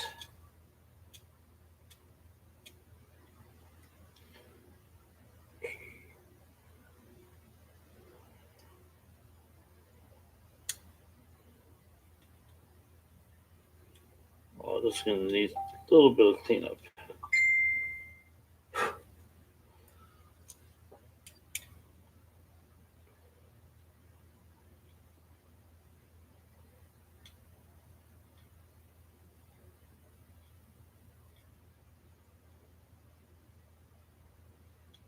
What I'm doing is I'm going section by section. So I'm not trying to scribe everything all at once.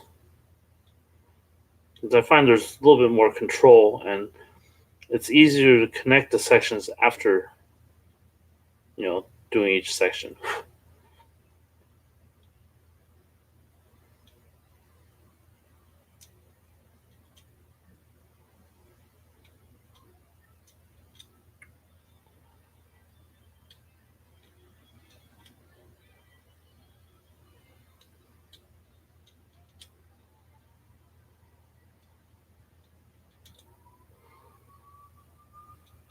Eight for those giving count.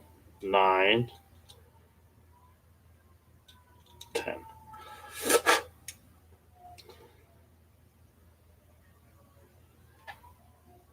Oops.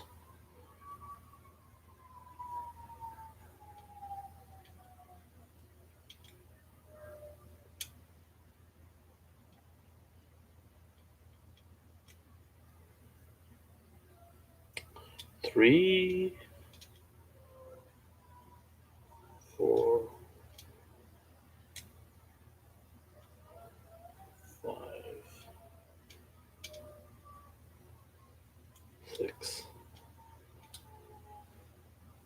7, 8, 9, 10. Sirens are going off. It's true, I live in a horrible neighborhood. So now what I can do is slightly run this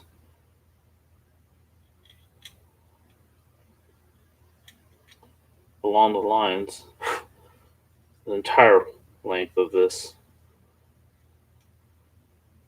detail line, and pretty much connect the dots.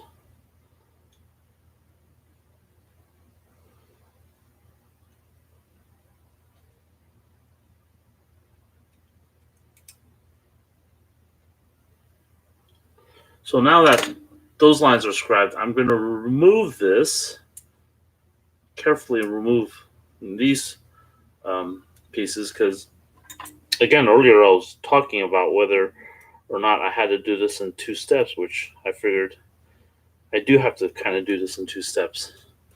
So I'm going to remove those connecting points, and I'm going to scribe between those 2 connecting points.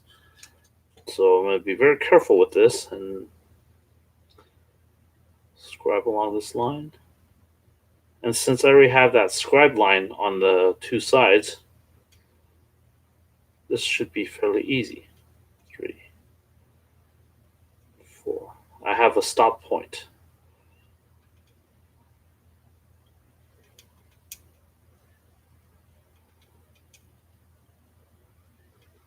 And I could stop before I hit that stop point too, just in case I don't, slide and go over that.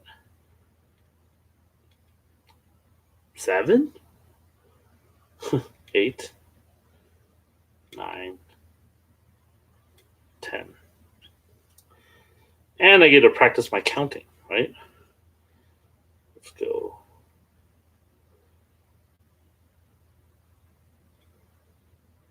1,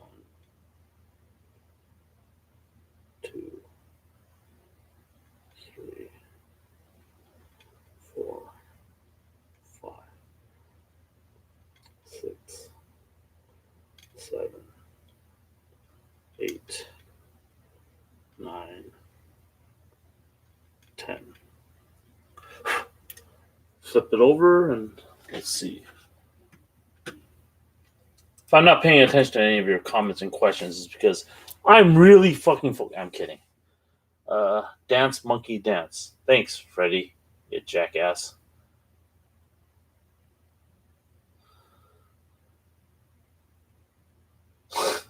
Yes, the number 10.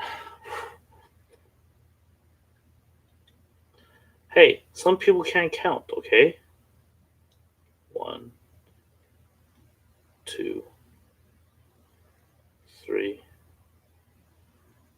4. I'm just making sure that these are all connected.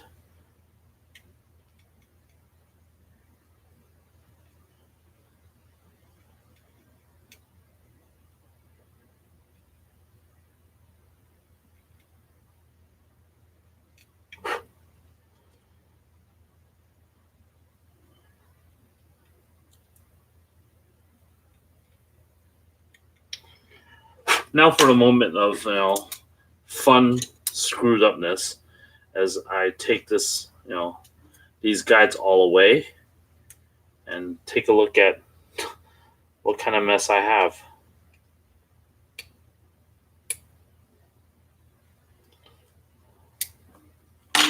So this is what it looks like. Now I'm just gonna quickly kind of sand this little bit so I could get some sanding dust inside those lines, and you could visually see how that scribing session went.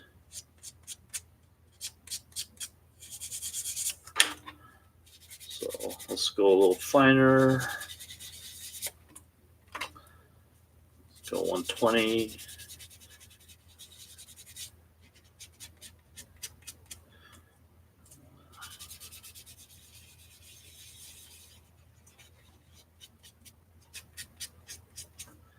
And let's go a little higher. Let's do the 180.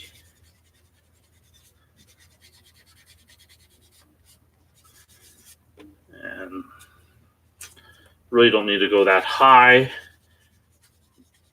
But that's what those primed lines look like. Or not primed, but that's what those scribed lines look like in comparison to what, this is. Sort of makes sense, right? So, I mean, all that work to measure out everything sort of pays off. Now, it's not until I get primer on this that, things will start to really kind of look normal. I mean, if I look really close to these lines, they're pretty rough. I mean, really, I have to go in here and kind of clean up the lines a little bit with, the scriber freehand, and just kind of make sure everything's nice and straight and connected.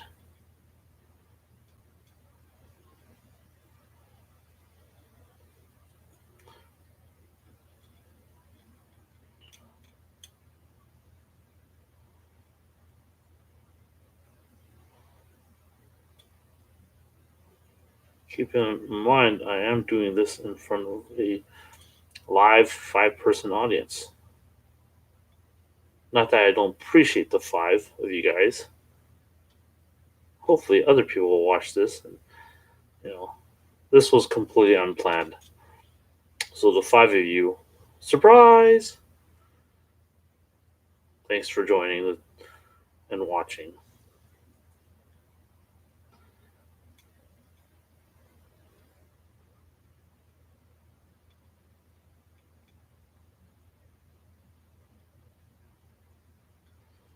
Now, the lesson I'm going to learn from this is to get better at this.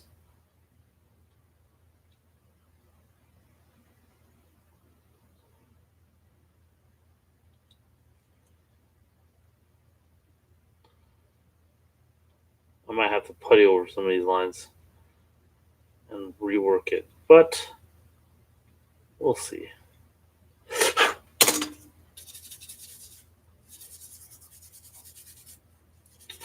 I mean, it's a small enough detail, and arms are usually like this, where his arms probably being facing down with the gun like so. Yeah, you're never going to see that detail, right?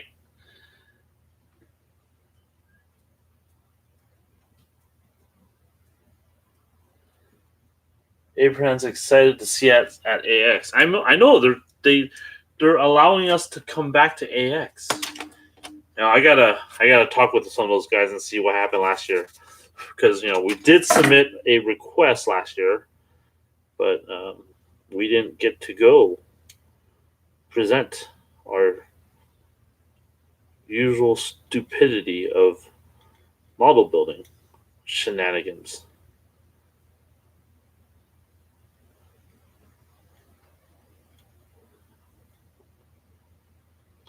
Now we're not going to do anything fancy like scribing at the actual panel. We might talk about it and say, God, this is retarded. Don't ever do this.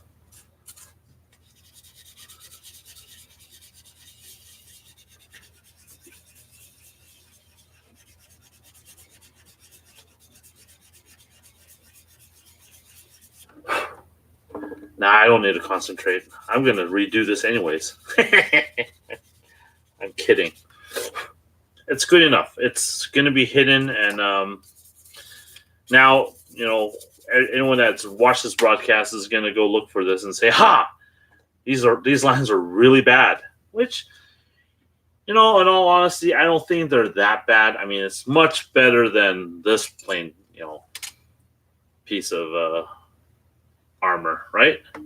I think this looks better. I mean, I don't know. Well, I primed this only to pretty much sand off all the primer.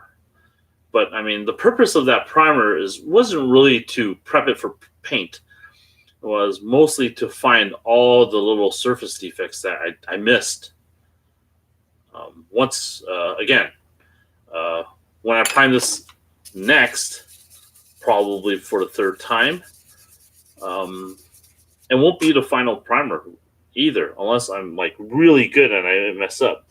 I already know that there is a hole right there that I'm gonna have to fill. That's gonna suck. So it's right next to a panel line that I described in.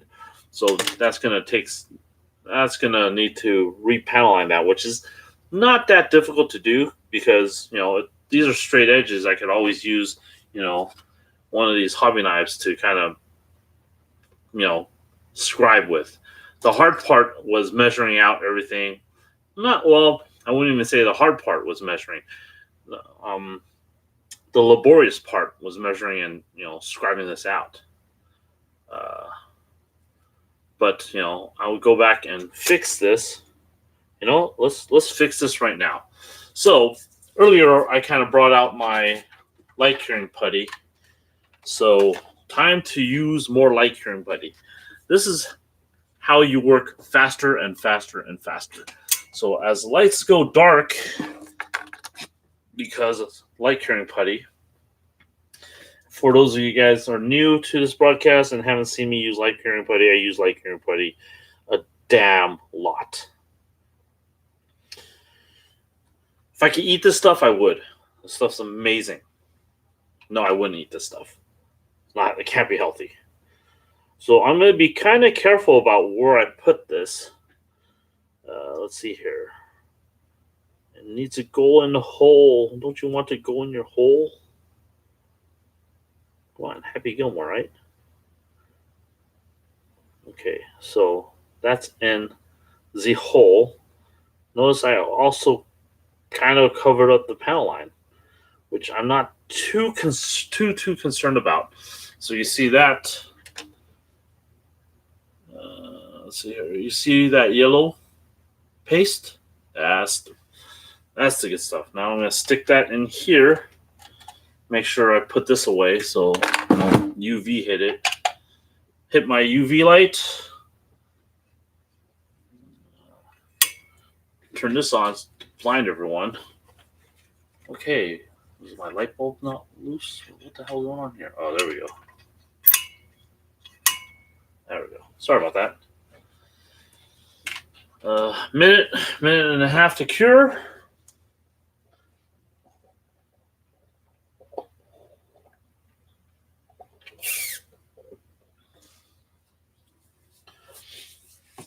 How long has this been going on for? It's been going on for 2 hours. Well, I will end this in another 15 minutes or so, right? Because I did promise that I would end at 11. And I started early. Granted, I posted the wrong link, but next time I do this, which hopefully will be more often because I now have this nice handy-dandy mic set up, and it should sound better. And if I'm doing something absolutely boring like decals, I'll definitely put that on there. Because you don't need to focus while putting decals on. So now that this is cured, right, and it's been a minute or so, I'm just going to take a very, very high grit sanding stick. Not very high grit, but fairly high grit, because this stuff is very, very soft. Very, very soft. And I'm just going to quickly sand down that fixed area.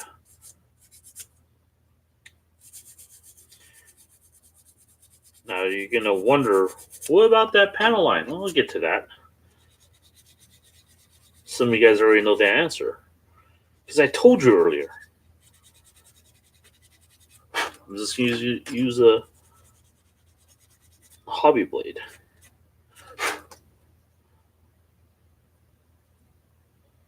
Maybe I'll use a hobby blade. I don't know. It's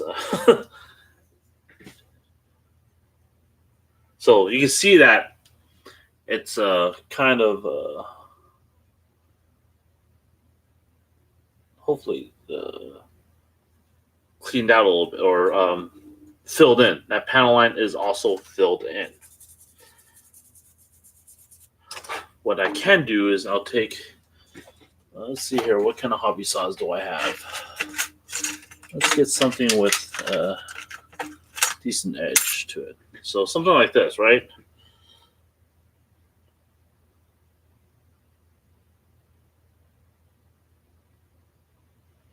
I can just run my hobby saw. Since it's got a straight edge, I could just use the existing panel line that I didn't cover putty over.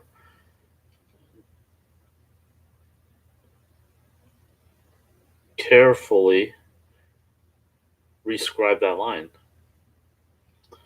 I mean, these hobby saws are great for cutting plastic, and very, very minimal destructive forces with the blades because they're so fine. But they're also great for redoing panel lines. And also, the worst case scenario, well, not really worst case scenario, is I'll just cut another piece of labeling tape, and I already have my guidelines. Now the problem with this is the precision is down at 0.2 millimeters. So unless you're very, very good at making that line,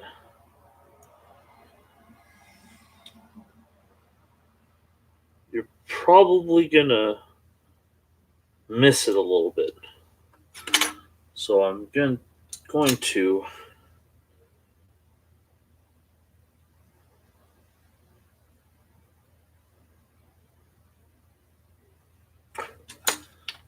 add more tape.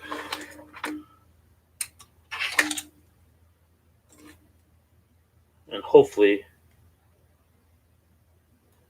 I can use the existing groove to kind of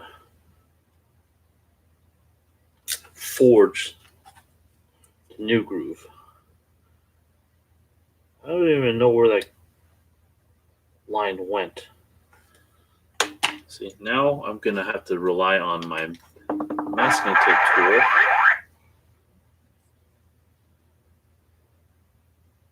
that I use to measure this out and find where my line is. Put the line in the sand. So again, go back and draw this in.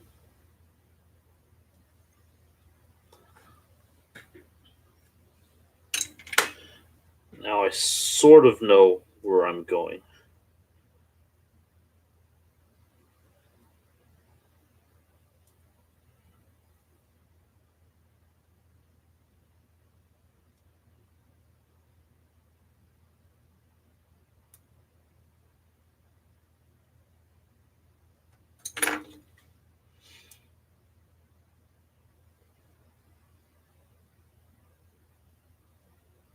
Now I don't want to lift up that putty I just laid down, so I'm going to go very, very lightly over the surface of this.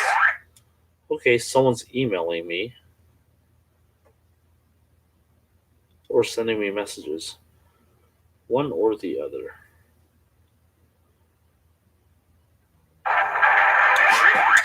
Okay, someone's sending me messages. Sorry, I'm going to silence my bloody phone now.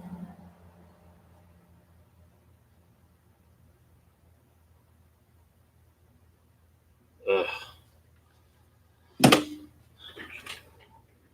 And a guy wants to come over and learn how to airbrush. So, come to the build gathering, one of the guys is going to be suckered into teaching people how to airbrush. Okay, now that I have that sort of cut in, I could go back with the hobby saw and continue my job.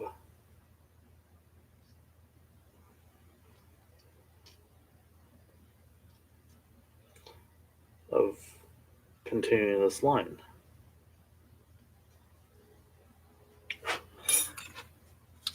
Now, once I'm done there, you can see that that hole is now gone. The panel lines are redrawn. And everything is right in the damn world. Look at that. So the lesson here is don't be afraid of making mistakes because you're going to fuck up. I mean, I'll be there to laugh at you, but, you know, I'm fucking up all the time too. That's part of the fun, right? So we can laugh at the mistakes we do and get better. Or, you know, keep making the damn mistakes because I'm never going to learn my goddamn lesson. So let's see here. How much time do I have left? Let's not. I have 9 minutes. So there's 2 people left on chat. It's still just Josh watching.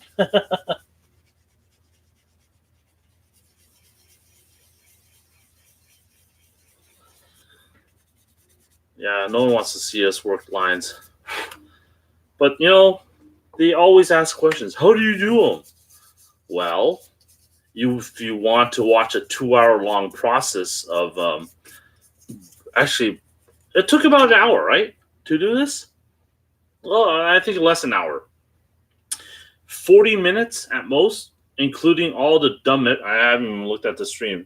Looking at all the measurements and whatnot, drawing it all out. That's grand scheme of things. You know, I did all the panel, all the detail lining for this, and part of it on this piece as well, in roughly an hour or so. I mean, the rest of the time was spent fiddling around with my camera and making sure this all worked, filling some of these mistakes before I got to actually working on this. You don't want to, like what I did earlier was when I was scribing, I actually scribed out a hole, so I needed to, fix that hole and then rescribe. But the whole process doesn't take too long. It's a boring ass process just to do this, but it's worth it, right? We're not fast builders, but I guess you could say we're kind of detail builders, right?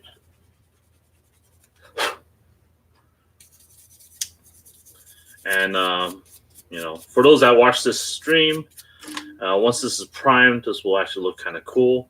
Usually in the middle of working on this, I have my handy dandy camera out and I'll snap pictures of stuff. Ah, crap. Ran out of batteries. That's what spare batteries are for. I also got an extension for my camera. So this macro lens this macro extension is insane. It's 10 millimeter extension, which is a little much. I'm gonna take this thing off. This is not really. It's a little too macro, I guess.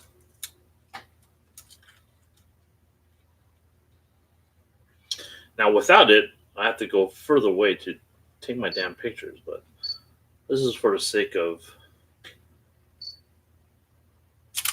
blog posting about all this stuff. Take the picture with that, take the picture with my phone. It's one of those things that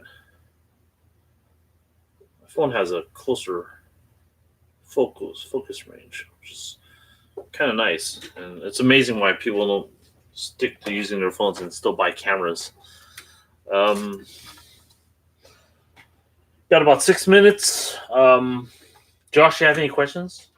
The other person watching this, any questions?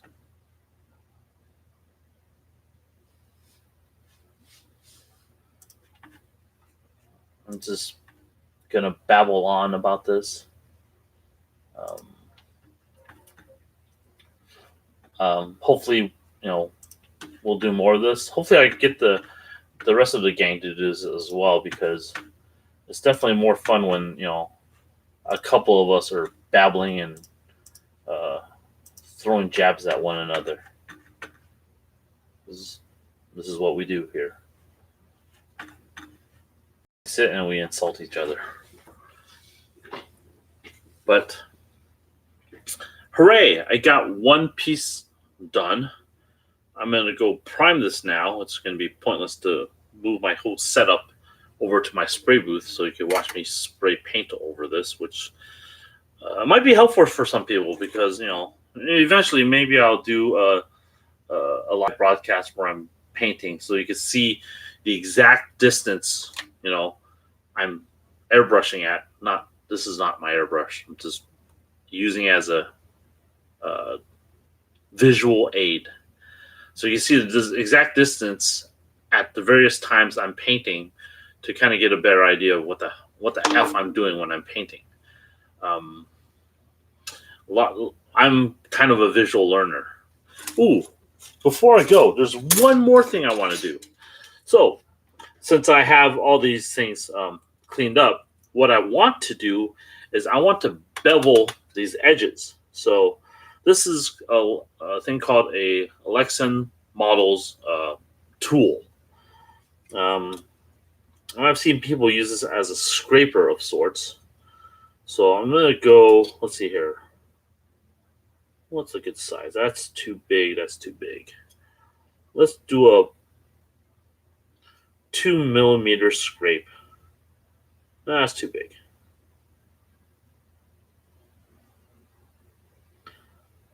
Yeah, 2mm scrape. So how you use this is you run this along the edge of your project piece, and effectively it scrapes out a bevel that is fairly precise.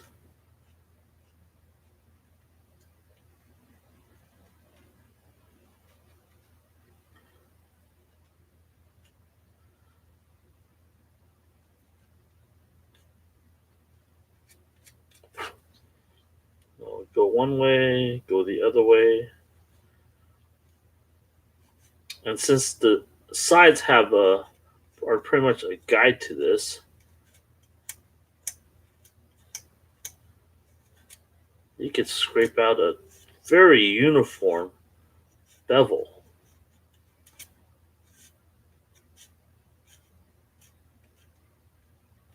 I will check this in the primer as well.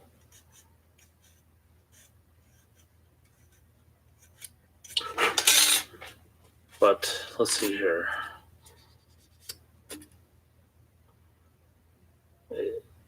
Once I prime this, you'll see a very distinct bevel here.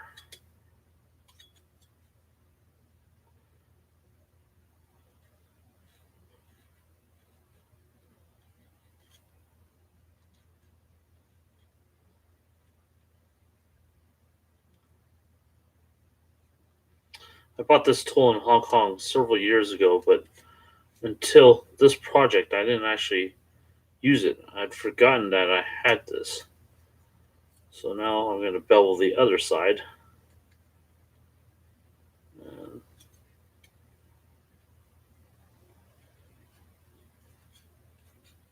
all I'm doing is scraping plastic. You can see the plastic, residue at the other side.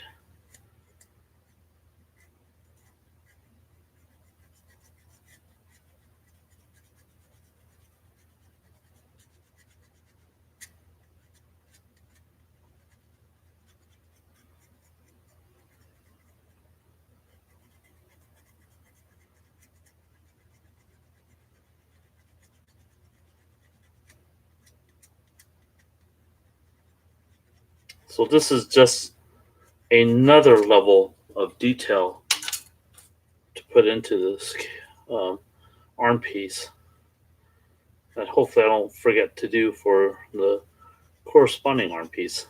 Ha.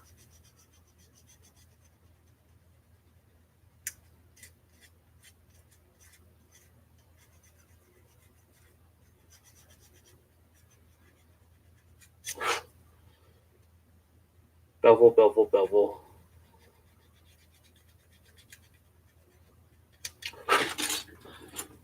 Clean up a little bit.